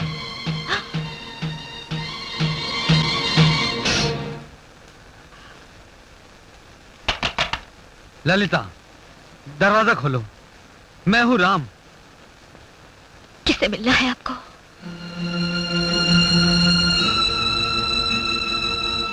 मैं अपनी ललिता से मिलने आया हूं, जिससे मैंने प्यार किया। तो आप गलत दरवाजे पर आए हैं। यहाँ वो ललिता रहती है जो कामेश की पत्नी है। ये नामुमकिन है। वो ललिता कामेश की पत्नी कैसे बन गई? क्यों नहीं बन सकती? जरूर बन सकती है। भगवान को साक्षी मानते हुए हम दोनों ने शादी कर ली है। मुझे विश्वास नहीं आता और मरते दम तक नहीं आएगा। मुझे सिर्फ इतना बताओ ललिता, क्या उसने तुम्हें डराया, तुम्हें मजबूर किया, या मेरी गैर मौजूदगी में उसने तुम्हारे अकेलेपन का नाजायज फायदा उठाया, जिसके कारण तुम्हें मजबूर होकर उसे शादी करनी पड़ी? बताओ ललिता, क्या उसने तुम्हारे साथ ऐसा किया? बताओ ललिता, प्लीज मुझे बताओ।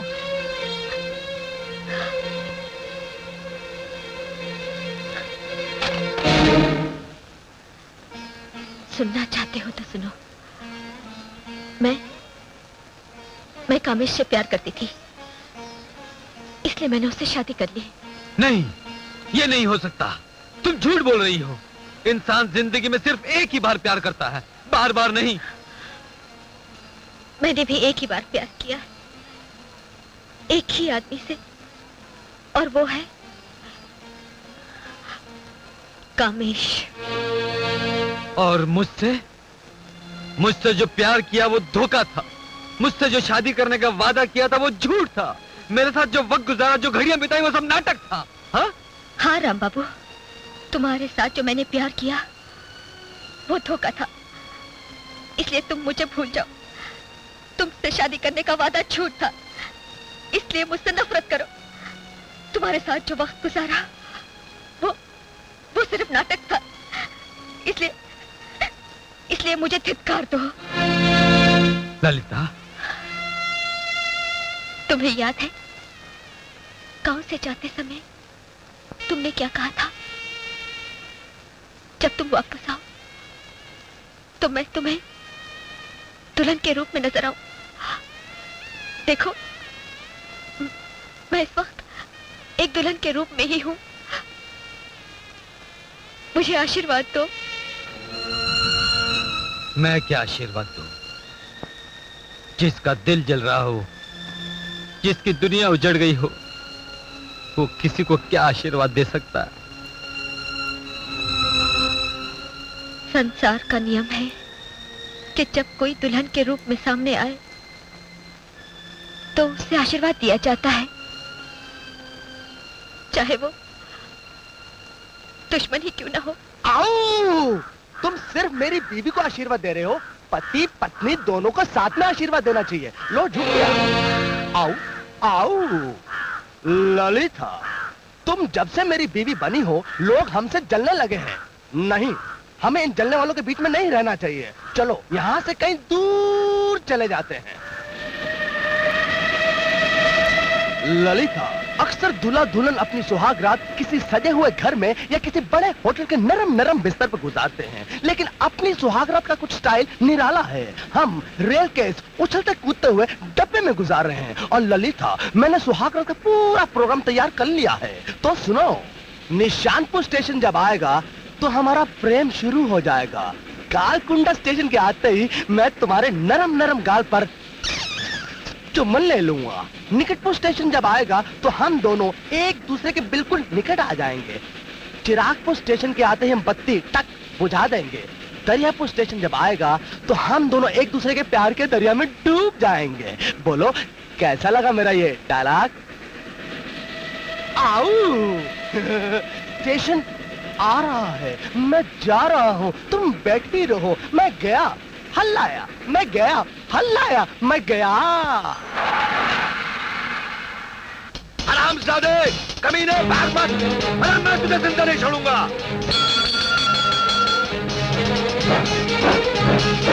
कमीने, भाग के कहाँ जा रहा है? आज मेरे हाथ से कोई नहीं बता सकता। भाग मत।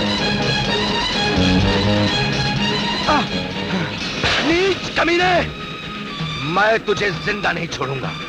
तुझे जान से मारने के लिए मैं कहां से तेरा पीछा करता आया हूं। तूने मेरी बहन की जिंदगी बर्बाद कर दी, उसे झूठे प्यार के जाल में फंसाया, धोखा दिया और भाग गया। और उसने शर्म के मारे घबराकर आत्महत्या कर ली। कमीने, मैं तुझसे अपनी बहन की बेइज्जती और मौत का बदला लूंगा। मैं तेरे टुकड़े टुकड़े कर दूंगा, समझा कुत्ते?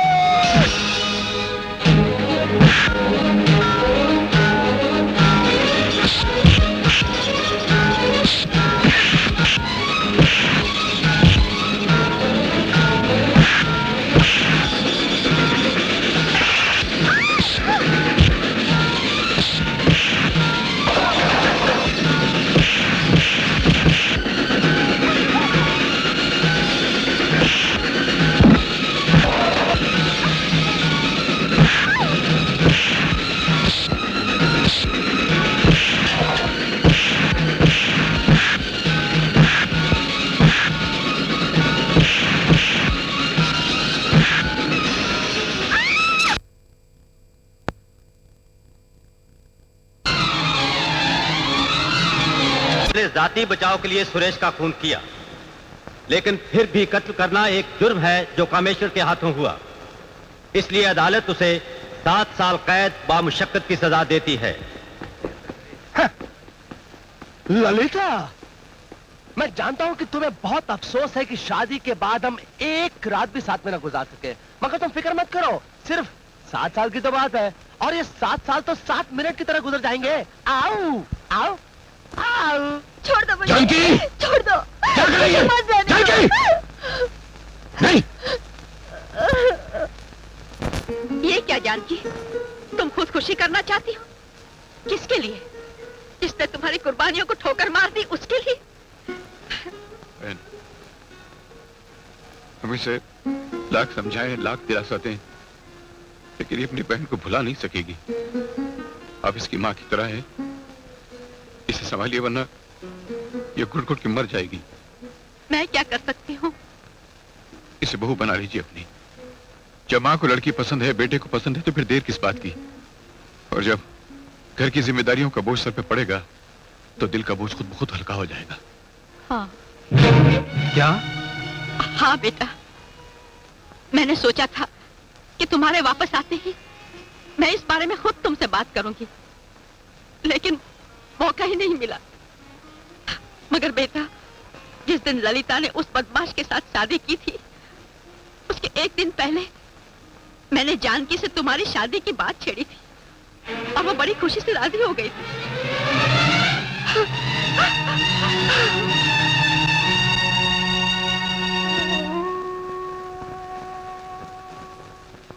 जानकी, ललिता ने शादी से पहले तुम्हें कुछ नहीं कहा? नहीं, अगर मुझे कहा होता तो क्या मैं ये शादी होने देती? कभी नहीं। अच्छा, एक बात बताओ, शादी से पहले कोई खास बात या कोई ऐसा वाकया जो तुम्हें याद हो? शादी से एक रात पहले वो मेरे पास ही थी। हम दोनों काफी देर तक बातें करते रहे।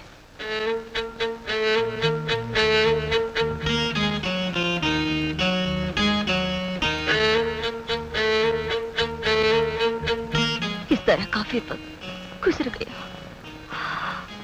बस, और दूसरे दिन उसने कामेश से शादी कर ली।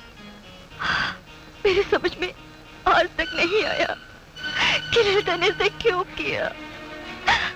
लेकिन मेरी समझ में आ गया है। तुम बिल्कुल सही सोच रहे हो राम, तुम्हारा अंदाजा बिल्कुल सही है। ललिता को जब पता चला कि जानकी तुमसे प्यार करती है, तो उसने अपनी बहन की शादी का रास्ता आसान करने के लिए उस जलील कामेश से शादी कर ली और खुद को दुनिया की नजरों में गिरा लिया। कितना बड़ा बलिदान दिया उसने, और कोई उसके बलिदान को समझ तक न सका। मगर चाचा जी, उसके बगैर मैं कैसे रह सकूंगा? अब मेरी जिंदगी में रहा ही क्या है? यही सवाल जानकी भी कर रही थी जो तुम कर रहे हो। वो तो अपनी जिंदगी भी खत्म करना चाहती थी, मगर ललिता ने इतना बड़ा बलिदान इसलिए नहीं दिया कि तुम लोग जिंदगी से मायूस होकर खुदकुशी कर लो, बल्कि इसलिए दिया कि तुम दोनों एक दूसरे के हो जाओ एक दूसरे का सहारा बनो। तुम्हें ललिता की उस कुर्बानी की इज्जत रखनी होगी जिसके लिए उसने अपने आप को जीते जी मार डाला। और मरने वालों की आखिरी तमन्ना को ठुकराया नहीं करते बेटा।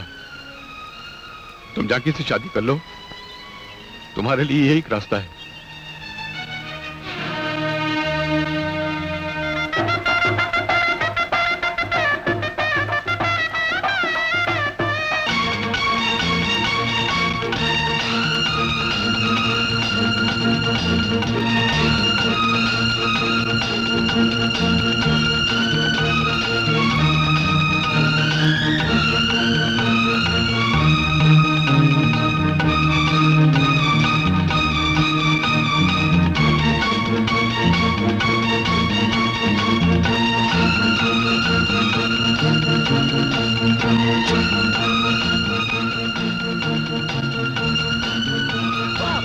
रिकॉर्ड तोड़ दिया। 5 साल की प्रैक्टिस में सब मुकदमे जीते, एक मुकदमा नहीं हारा। आपने वकील बनकर वकीलों का नाम रोशन कर दिया सर, और मैंने आपका क्लर्क बनके क्लर्कों का नाम रोशन कर दिया। बिस्किट लाके दो, मुझे बिस्किट लाके दो। मुझे सेब चाहिए, संतरा चाहिए, मुझे बर्फी चाहिए, पेड़ा चाहिए। चुप हो जाओ बच्चों, खामोश। देखो अरे कहाँ चले गए सबके सब? चलो जल्दी खाना चलो।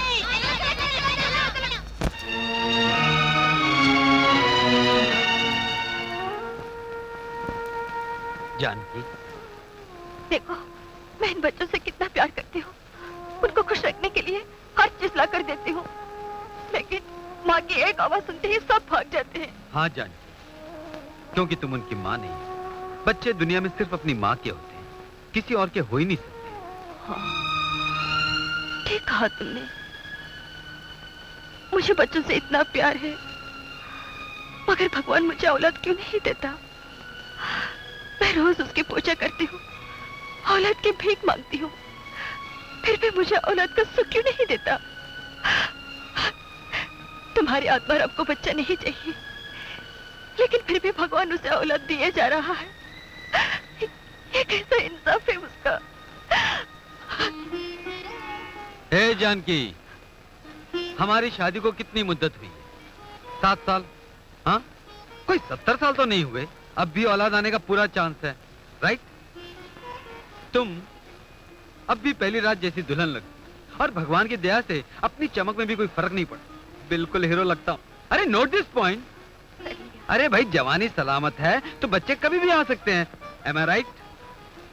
घर की खेती है, और जब फसल उगाने की जल्दी हो तो खेती बाड़ी शुरू कर देनी चाहिए। मौसम भी अच्छा है। क्या ख्याल है? अरे क्या ख्याल है? क्यों बे सोमवार, तू मंगलवार और बुधवार को क्यों मार रहा है? पिताजी, बुधवार ने कल गुरुवार और शुक्रवार को मारा था। विश्वास नहीं तो शनिवार से पूछो। शनिवार? अबे कैलेंडरों की औलाद, जाओ यहाँ से, झगड़ा मत करो। निकलो यहाँ से, निकलो यहाँ से, निकलो। जी सुनिए ना, भगवान ने हमें 6 बच्चे दिए और हमने 6 के नाम हफ्ते के दिनों पे रखे। बस एक रविवार की कमी है।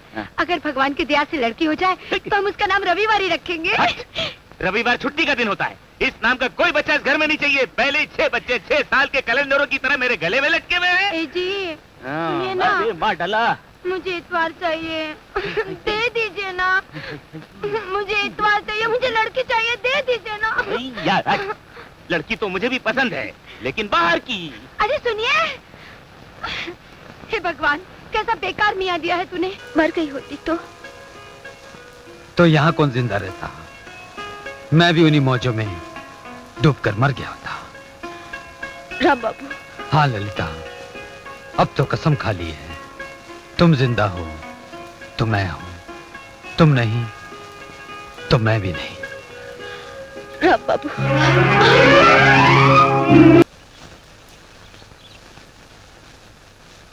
मैं तुमसे एक बात पूछना चाहता हूँ। क्या? गोपी का बाप कौन है?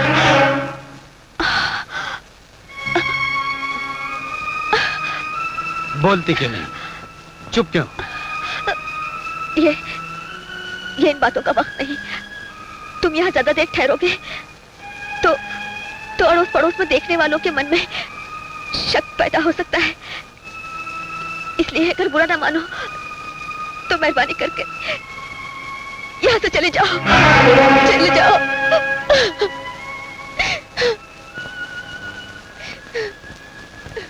जवानी आई मस्त मस्त बिन पिए।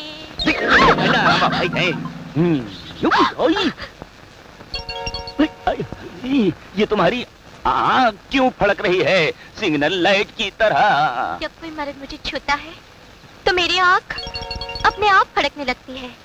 14 साल की उम्र से मुझे ये आदत पड़ गई है। अच्छी आदत है, ऐसी फड़काती रहो। तुम हो कौन? मैं आया हूँ। तुम आया नहीं हो, तुम कुछ मैं यहाँ काम के लिए आई हूँ। जानकी देवी ने सुंदरी जी की देखभाल के लिए मुझे यहाँ रखा है। हाँ। सुंदरी यानी कि मेरी बीवी, तो मेरी भी देखभाल करो ना। वो कैसे? वो ऐसे। हाँ? तुम अकेले में आना, मैं तुमको नहीं, वो नहीं। वो तो ठीक है, लेकिन जानकी देवी और तुम्हारी बीवी को मालूम पड़ गया तो मुझे डांटेंगी। अरे कैसे डांटेंगी? मैं ऐसी तरकीब भिड़ाऊंगा कि वो तुम्हें मेरे पास भेजे ही भेजे। तुम बड़े चालू हो जी। मेरा हाथ नहीं दबाना, वरना मेरी आँख और जोर से यूं फड़केगी। अरे तुम तो बड़ी फड़कीली हो, बड़ी चमकीली हो, बड़ी नमकीली। शहीद 7 साल की जेल काट कर आ गया। गुरु आजादी मुबारक हो। आओ, तू मेरा सच्चा वफादार चमचा है। मेरी धर्म पत्नी भारत की नारी मुझे लेने नहीं आई, लेकिन तू आ गया। गुरु, ललिता यहाँ एक ऑफिस में काम कर रही है। कटोरे, ललिता यहाँ है? आओ, तो खींचो रिक्शा उसके पास। गुरु, वो रही। आओ। तुम क्यों? झटका लगा? तुम जेल से आजाद कब हुए? तुम शायद मेरी आजादी की तारीख भूल गई, लेकिन पुलिस नहीं भूली। चलो घर चलें। ये ऑफिस है, कोई गड़बड़ मत करना। देखो तुम जाओ, मैं बाद में आऊंगी। मुझे काम करने दो प्लीज। क्या काम करेगी? पति 7 साल के बाद जेल से रिहा होकर आया और पत्नी उसका स्वागत करने के बजाय कहती है काम करने दो। देखो ललिता, सीधी तरह से घर चलो, वरना अगर मेरे अंदर का जानवर जाग गया तो मैं इस ऑफिस की बजा दूंगा मैं बॉस को खबर करके आती हूँ। तुम गड़बड़ मत करना। दोस्तों, पति बनना मुझसे सीखो। अगर अपनी पत्नी को कंट्रोल में रखना है तो उसे कभी कभी डांटो, गाली दो, मारो, चाहे उसका कसूर हो या ना हो। आओ आओ आओ। हाँ, सौदा, गोली सौदा। आओ ललिता, ये किस्मत भी कितनी हरामी है। 7 साल पहले तुम खुद मेरे पास आई, मुझसे शादी की, लेकिन इससे पहले कि मैं तुम्हें अपनी बाहों की जेल में कैद कर लेता, इस जालिम भगवान ने मुझे पुलिस की जेल में कैद कर दिया, मुझे निकम्मा बना दिया। मूंगफली, छी, मुझे तुम जैसी कली चाहिए। मुझे तुम्हारी भूख है। आज मैं तुम्हें खाऊंगा, तुम्हें पीऊंगा। आओ, आज हम दोनों अभी इसी वक्त दिन में सुहागरात मनाएंगे। Mummy mummy mummy mummy mummy, कबाब में हड्डी। बेटा, जब किसी पड़ोसी के घर में जाते हैं ना, तो मम्मी टम्मी रम्मी नहीं बोलते, मुझे अंकल बोलते हैं, इनको आंटी बोलते हैं। जैसे घंटी वैसे आंटी। बोलो मम्मी, ये कौन है? आओ, फिर मम्मी। अबे अंकल बोल, आंटी बोल, बंदर के। मेरे घर में मुझे डांटने वाले तुम कौन होते हो? तुम ही बंदर हो। आओ, भड़क गई। ये तुमको माँ क्यों कह रहा है? चक्कर क्या है? देखो, इस वक्त मुझे बहुत चढ़ी हुई है, सीधे से बोलो वरना बहुत मारूंगा मैं तुम्हें। बोलो। मैं कुत्ते की तरह भौंक रहा हूँ, तुम चुप खड़ी हो पुतले की तरह। ये तुमको माँ क्यों कह रहा है? ये कौन है? ये मेरा बेटा है। बेटा? गोद लिया इसको? नहीं, मैंने इसे जन्म दिया है। तुम जन्म कैसे दे सकती हो? 7 साल तक मैं जेल में था। सुहाग रात हमने मनाई नहीं। मैंने तो सिर्फ तुमको मंगलसूत्र पहनाया था। तुम सिर्फ मेरी बीवी बनी थी। बोलो, तुम मां कैसे बन गई? मेरे जाने के बाद इतने दिन किसके साथ गुजारे तुमने? तुम गलत सोच रहे हो। तुम्हारा मंगलसूत्र पहनने के बाद मैंने कोई गलत कदम नहीं उठाया। इसका मतलब है मंगलसूत्र पहनने से पहले ही पाप कर लिया था। कामेश, शायद तुम्हें याद होगा, शादी से पहले मैंने तुमसे वादा लिया था कि न तुम मेरे गुजरे हुए कल के बारे में कभी पूछोगे और न मैं तुम्हारे कल के बारे में पूछूंगी। इसलिए तुम्हें कुछ पूछने का हक नहीं। खामोश!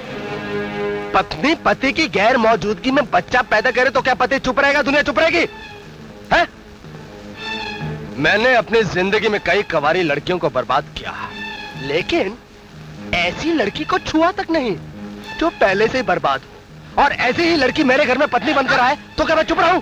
बोलो, ये पाप तुमने किसके साथ किया? कामेश! आओ, राम बाबू, स्वागतम स्वागतम। आप बिल्कुल सही वक्त पर आए। पहले भी आपने एक वकील की हैसियत से मुझे बचाया था।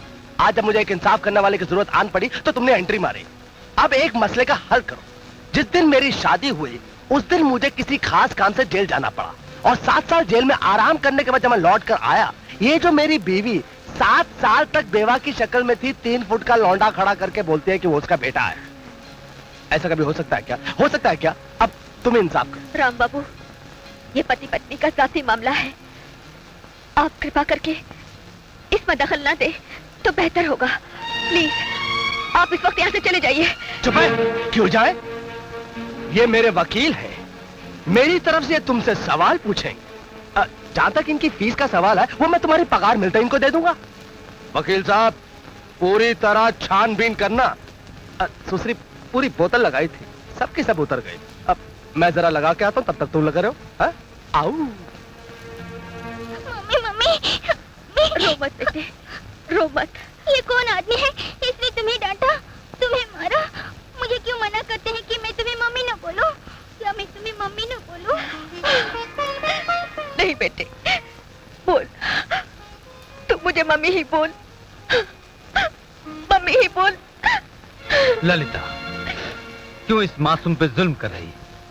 इससे ये नहीं मालूम कि इसका बाप कौन है और माँ को माँ कहते हुए डरता है। कब तक ये चलेगा?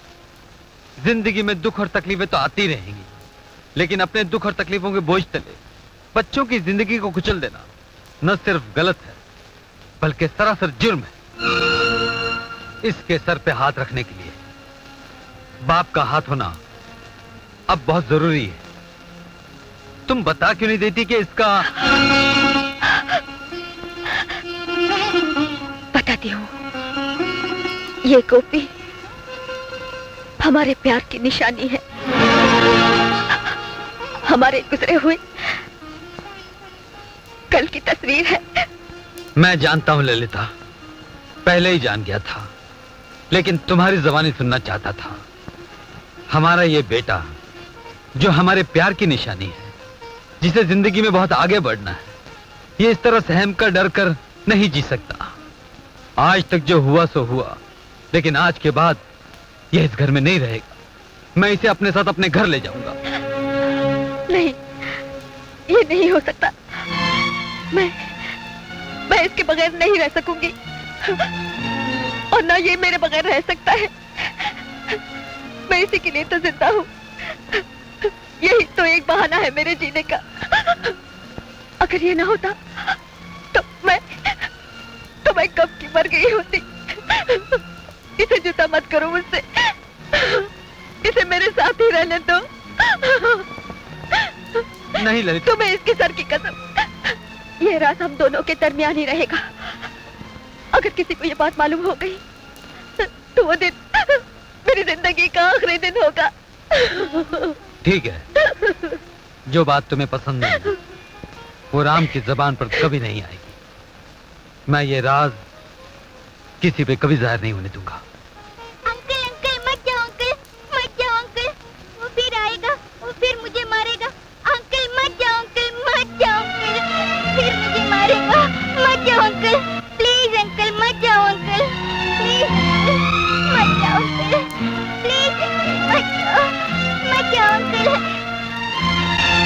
डरो नहीं बेटे, आज के बाद तो तुम्हें छू भी नहीं सकेगा। मैं हूं ना तुम्हारे साथ। चलो घूम कर आते, आइसक्रीम खाएंगे, चॉकलेट खाएंगे। हाँ, ये मेरे एक दोस्त का बेटा है, वो इंग्लैंड में रहता है और वहीं बिजनेस करता है। क्यों बेटा, आंटी कैसी लगी? अंकल आंटी अच्छी है, शी इज वेरी फाइन। हे भगवान, हे कृष्ण, कितनी अच्छी इंग्लिश बोलता है। हे भगवान, आंटी कितनी अच्छी बात करती है। अच्छा अच्छा, मैं तेरे लिए मिठाई लाती हूँ। अंकल आपका घर तो बहुत अच्छा है।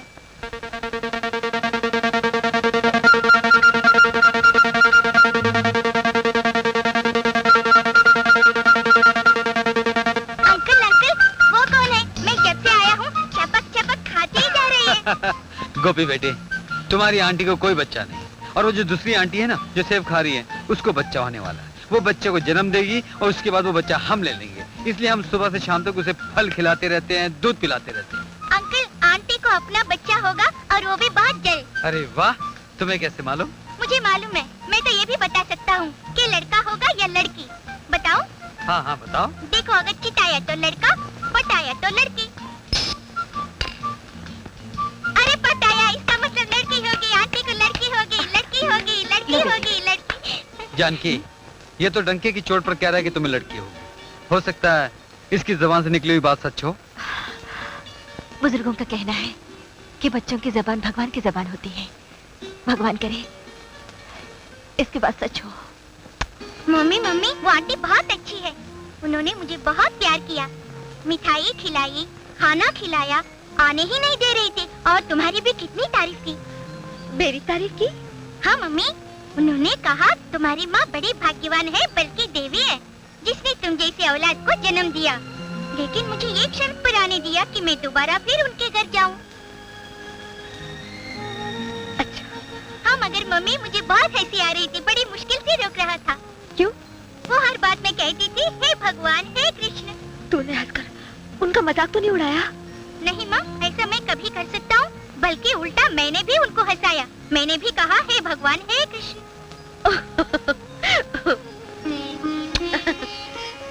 आप जैसा कोई मेरी जिंदगी में आए तो बात ओ बात ओ बात।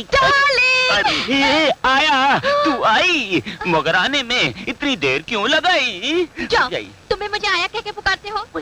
प्यार से मेरा नाम लेकर पुकारो। अरे तू कहे तो मैं तुझे लैला कहकर पुकारूं। You naughty! ये भी खींचो ना, जो काम करोगी अधूरा करोगी, खींचो ना। खाइए। लेकिन पहले ये तो बताओ, तुम्हारे वो 6 विलन बच्चे कहाँ हैं? मैंने उनको फिल्म के क्लाइमेक्स की तरह खंभों में बांध दिया है। पहले हम लोग ये रस्सी को चूहे की तरह काट के हम छुप जाएंगे, फिर जाके मम्मी को बुलाएंगे। मेरी लैला, मेरे मजनू। अरे जब मैं तुम्हें छूता हूँ ना, तो मुझे ऐसा लगता है कि मैंने अपनी उंगली बिजली के पलक में लगा दी हो। अरे तुम लड़की नहीं, मोहब्बत का जनरेटर हो। हटो, तारीफ करना तो कोई तुमसे सीखे। चलो मम्मी को बुला के लाते हैं। चलो चलो चलो चलो। तुम्हारी शादी हुई? अभी नहीं। तुम्हारे बच्चे कितने हैं? शादी नहीं हुई तो बच्चे कहाँ से होंगे? देखो पिताजी कब से आए खाती कर रहे हैं।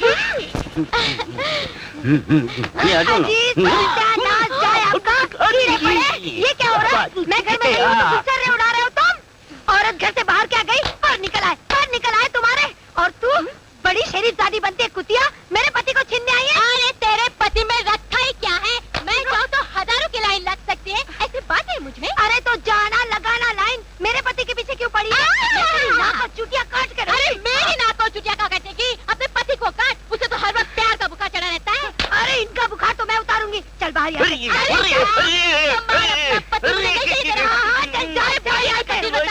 मेरी लैला, मेरी तू यहाँ आई है तो फिर कभी सारे पतास की जड़ से। ये क्या कर रहे हो तुम क्यों उठी? तुमको बिस्तर से नहीं उठना चाहिए। अरे भाभी, अगर मैं बिस्तर से नहीं उठती तो मेरे बिस्तर में न जाने क्या क्या हो जाता।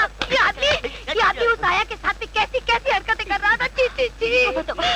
तुम आत्माराम का नाम रखे शैतान का काम कर रहे हो, तुम नरक में जाओगे। अरे भाभी, ये पाखंडी तो नरक में जाकर भी वहाँ भी किसी आया को ढूंढ के शुरू हो जाएगा। भगवान करेंगे। अरे क्या हुआ तुम्हें? अरे तुम खड़े खड़े मुंह क्या देख रही हो? जाके डॉक्टर को बुलाओ। डॉक्टर आया। देखो भाभी, ये देखो अभी भी आया को बुला रहा है। इनका सत्यानाश जाई हो। डॉक्टर जल्दी जल्दी जल्दी। सुंदरी पर कृपा करना, उसे बच्चा आराम से हो जाए तो मैं नंगे पैर तेरे दर्शन करने पहाड़ पर चढ़ कर आऊंगी। मेरी दारू खत्म हो गई, मुझे पैसा चाहिए। महीने के आखिरी दिन है, मेरे पास पैसा नहीं। आओ तो क्या हुआ? तुम्हारी बहना के पास बहुत सारा रुपया है। बहन? उसे मांग के लाओ। तुम्हें कैसे मालूम कि मेरी बहन? आओ, मुझे और कैसे? मुझे सब कुछ मालूम है। मैं कोई मामूली बदमाश थोड़ा ही हूँ। कई बार जेल में गया हूँ और कई बार जेल से बाहर आया हूँ। काम के लोगों की खबर रखना यही मेरा काम है। मुझे मालूम है कि तुम्हारी बहना यही है। उसका पति वकील है और बहुत पैसे वाला है, लेकिन तुमने मुझे अभी तक क्यों नहीं बताया? खैर कोई बात नहीं, तुम अपनी बहना के पास जाओ और मेरे लिए पैसे लेकर आओ। नहीं। आओ। तुम जाती हो या मैं जाऊं तुम्हारी बहना के पास? नहीं, मेरी बहन को पता भी मत चलने देना कि मैं यहाँ हूँ। भगवान के लिए तुम वहाँ मत जाना। क्यों? आओ। राम बाबू को मालूम है कि ललिता यहाँ है, लेकिन इसकी बहना को नहीं मालूम होना चाहिए कि ललिता यहाँ है। लेकिन क्यों? आओ। नहीं, तुम झूठ बोलते हो। ऐसा कभी नहीं हो सकता। मैं तुम्हारी इन बेहुदा बातों पर कभी विश्वास नहीं करूंगी। आओ। जानकी देवी, तुम अपने पति को इस कलयुग में राम का अवतार समझती हो और उस अवतार की राम की तरह पूजा भी करती हो। मैं भी अपनी पत्नी को देवी समझता हूँ और उस देवी का मंदिर यानी कि उसका घर यही है, इसी शहर में। आपको नहीं मालूम? नहीं, ऐसा नहीं हो सकता। मैं कैसे मान लूं कि मेरी बहन ललिता इसी शहर में है? इनसे मिलती है और मुझसे नहीं मिलना चाहती। तुम झूठ बोलते हो। चले जाओ यहाँ से। नहीं, अपनी आंखों से देखोगी तब तो विश्वास हो जाएगा ना। तो चलो मेरे घर और अपनी आंखों से देख लो कि तुम्हारे देवता राम और मेरी देवी ललिता का मधुर मिलन हो रहा है कि नहीं। चलो मेरे साथ।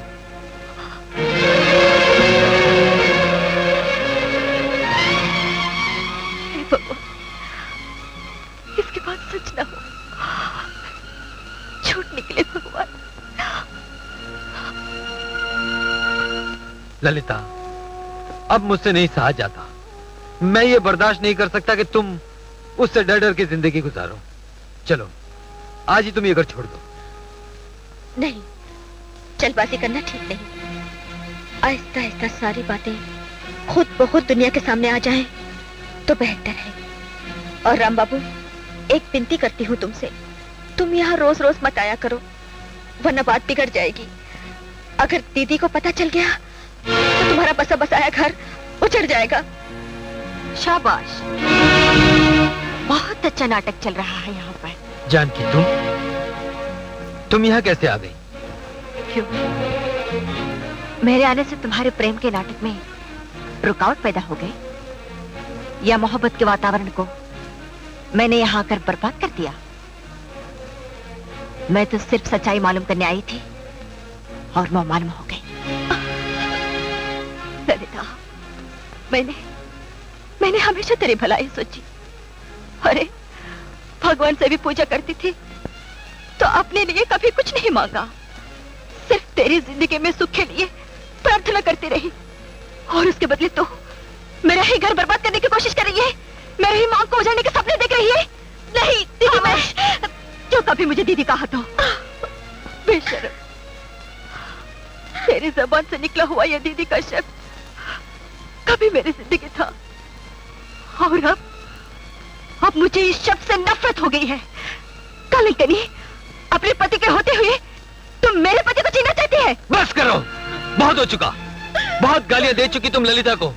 तुमने अपनी बहन को समझा नहीं है जानकी, ये एक देवी है, जिसे तुम्हें सुख देने के लिए खुद अपने मुकद्दर में अपने हाथ से दुख लिख ली। इसने तुम्हें वो जिंदगी दी है जो भगवान भी तुम्हें नहीं देना चाहते थे। ललिता की असलियत जानने के लिए सच्चाई का जानना बहुत जरूरी है। ललिता ने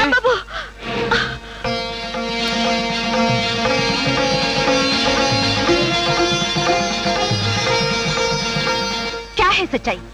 मैं बताऊं?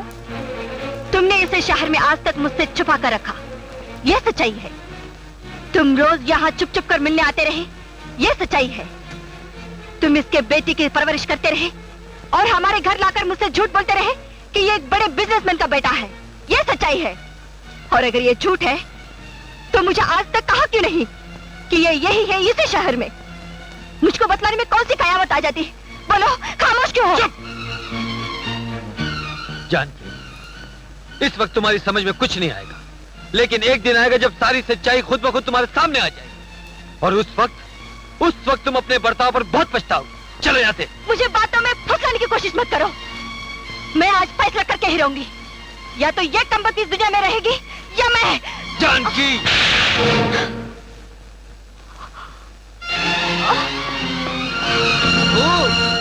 बहुत खूब। क्या फिनिशिंग टच दिया उस पति ने।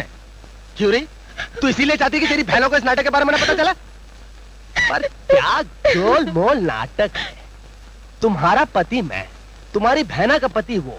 तुम्हारे पास तुम्हारी बहना का पति ना, इसलिए इस पति को उस पत्नी के पास अपनी पत्नी को बचाने के लिए प्रार्थना करने के लिए जाना पड़ता है, वरना उस पत्नी को वो पति नहीं मिलेगा और इस पति को ये पत्नी नहीं मिलेगी। छी छी छी, क्या बंडल नाटक है। उधर के पति को इधर की पत्नी के पास आना पड़ता है और इधर के पति को उधर की पत्नी के पास जाकर समझाना पड़ता है। अगर सब पति पत्नी सही ठिकाने पे रहे तो पति पत्नी में कोई गड़बड़ी ना हो। आओ,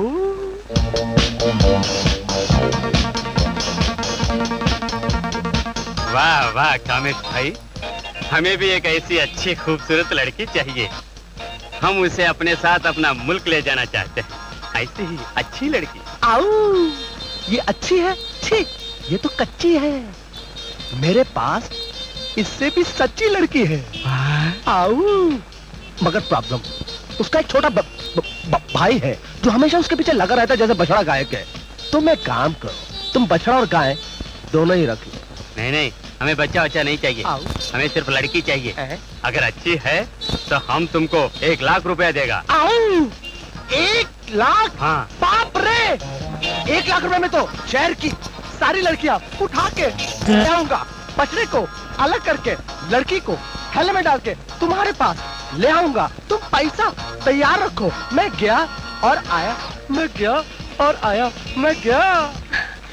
ऐसी कौन सी जगह मुझे ले जाना चाहते हो जहाँ गोपी नहीं जा सकता? मैं गोपी के बगैर नहीं आऊंगी। आओ, ज्यादा होशियारी नहीं। पति से ज्यादा तुझे दूसरे की औलाद प्यारी हो गई। तुझे मेरा हुक्म मानना पड़ेगा, वरना चुप है। इस पिल्ले को किसी अनाथ आश्रम में भर्ती कर दो, वरना मैं इसके नरम नरम गले को काट कर धड़ से अलग कर दूंगा। अरे मेरे गले की कच्ची जाति कहाँ है? छोड़ दो इसे और सीधी तरह मेरे साथ चलो, वरना इस हराम के पिल्ले की मैं पोटी पोटी कर दूंगा। अली,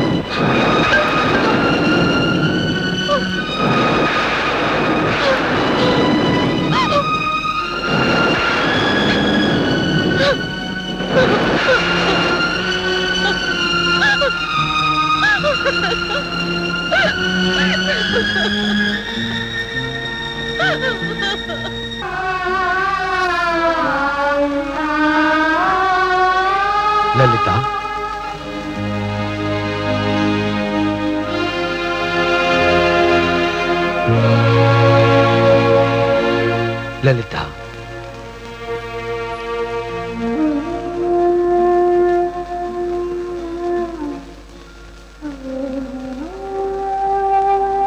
ललिता, मैंने कभी सोचा भी नहीं था कि एक दिन तुम्हें इस हाल में देखना पड़ेगा। राम बाबू, जिंदगी भी कैसे कैसे रंग बदलती है। एक वो ललिता थी जो गांव की अल्हड़ शरारती लड़की थी, जो मेरे मन भा गई। वो मुझे चाहने लगी और मैं उसके प्यार में डूब गया। और उसके बाद मैंने एक और ललिता को देखा जो किसी की बीवी बनकर मेरी दुनिया उजाड़ कर चली गई। मैं उससे बेहद नाराज हुआ और उसके बाद मुझे ललिता का असली चेहरा नजर आया। वो ललिता जिसने जिंदगी का जहर चुपचाप अकेले पी लिया, जिसने औरों के लिए अपने आप को कुर्बान कर दिया। तब वो ललिता मुझे एक देवी के रूप में नजर आई। और अब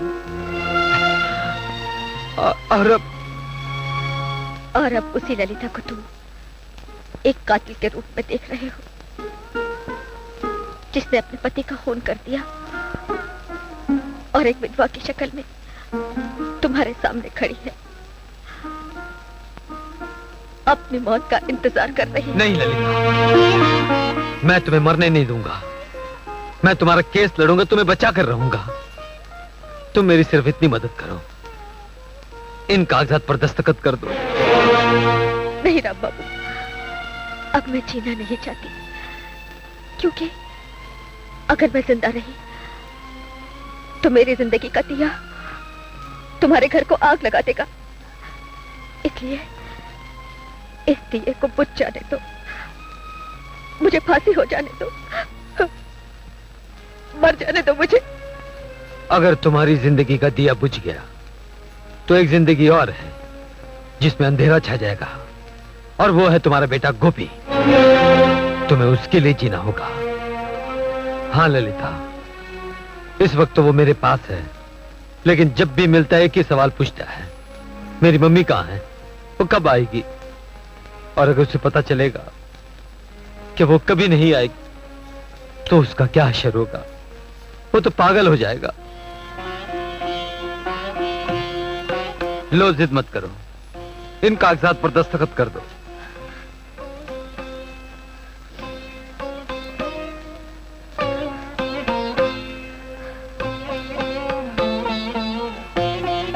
ठीक है, मैं दस्तखत कर देती हूँ, लेकिन एक शर्त पर।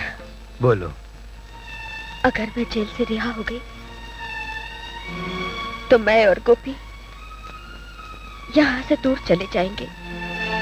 मगर उस गरीब ने तुम्हारे लिए अपनी सारी जिंदगी जला डाली, अपने प्यार को, अपने मोहब्बत को तुम पे कुर्बान कर दिया। वरना ये जिंदगी जो तुम गुजार रही हो तुम्हें सपने में भी नसीब न होती। तुम्हारी शादी से पहले राम और ललिता एक दूसरे से बहुत प्यार करते थे, शादी करना चाहते थे, अपना घर बसाना चाहते थे। मगर तुम्हारे कारण वो घर बसने से पहले ही उजड़ गया, बर्बाद होकर रह गया।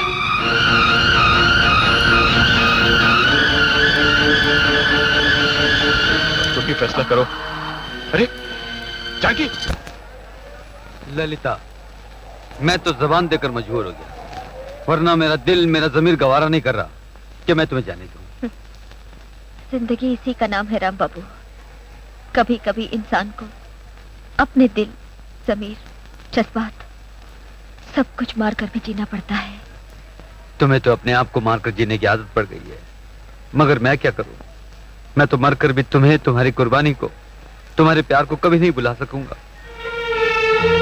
तुमने प्यार की बात की तो एक बात कहूं, मेरी बहन भी मुझसे बेहद प्यार करती थी। वो कहती थी कि मैं अपने हिस्से का काम भी करूंगी और तेरे हिस्से का भी करूंगी। तू सिर्फ पढ़, अपने हिस्से की भी पढ़ाई कर, मेरे हिस्से की भी।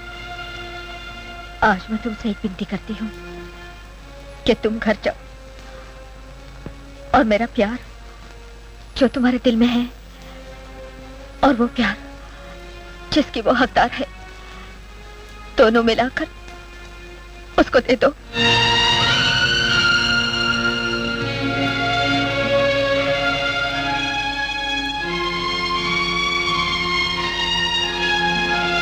अच्छा ललिता, जैसी तुम्हारी मर्जी। अंकल अंकल, सीटी बज गई, ट्रेन छूटने वाली। हाँ बेटा, ट्रेन क्या सभी कुछ छूटने वाला है। भगवान तुम्हें सुखी रखे। ललिता, मेरी एक आखिरी ख्वाहिश थी, अगर तुम पूरी कर सको तो गोपी से कहो कि वो एक बार मुझे पिता कहकर पुकारे।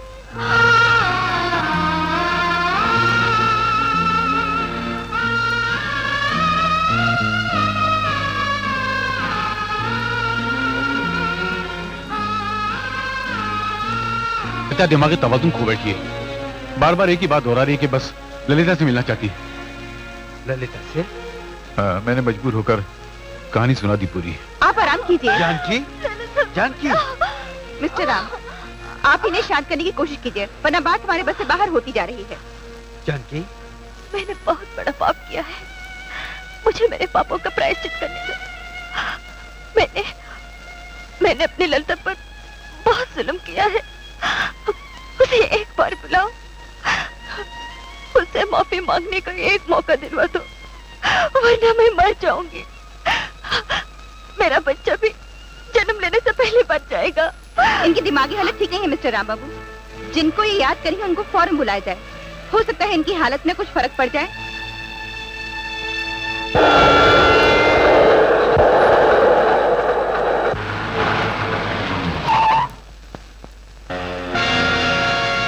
हेलो मिस्टर राम बाबू। अरे मुखर्जी, मैं जरा जल्दी में हूँ, तुम अपनी मोटरसाइकिल मुझे दे दो, मेरी कार ले लो। Okay, take it. Lalita, Lalita, Lalita, Janaki की हालत बहुत नाजुक है, वो सिर्फ तुम्हें याद करी है। एक बार उसे मिल लो वरना वो नहीं बचेगी। चलो जल्दी करो। हाँ, चलो बेटे, गेट इंजेक्शन, गो हरी अप। डॉक्टर, जानकी देवी को लड़की पैदा हुई, बच्चे तो सुरक्षित है, मगर उनकी हालत बहुत सीरियस है। दीदी, जानकी, जानकी देखो तुमसे मिलने कौन आया है। दीदी, मैं तुम्हारी ललिता हूँ।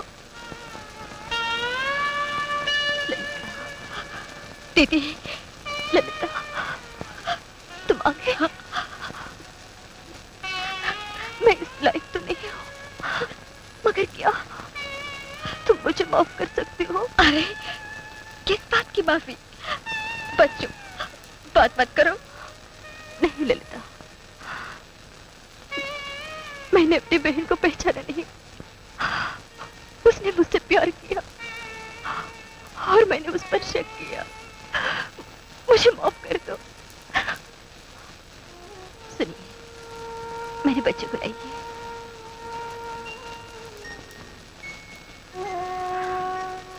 इसे ललिता को दीजिए।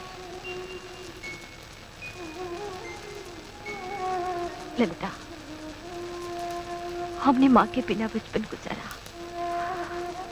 हमें मालूम है कि माँ का आंचल ना हो तो जमाने की धूप बचपन चला देती है। मैं नहीं चाहती हूँ कि मेरे बच्चे बिन माँ के रहे। ऐसा दोबारा मत होने देना।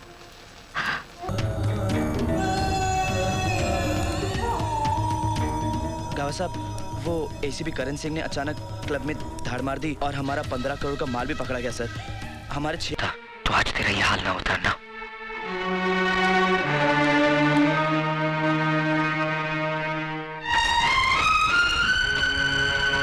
सॉरी, लेकिन मुझे तुम पर फख्र है अजय।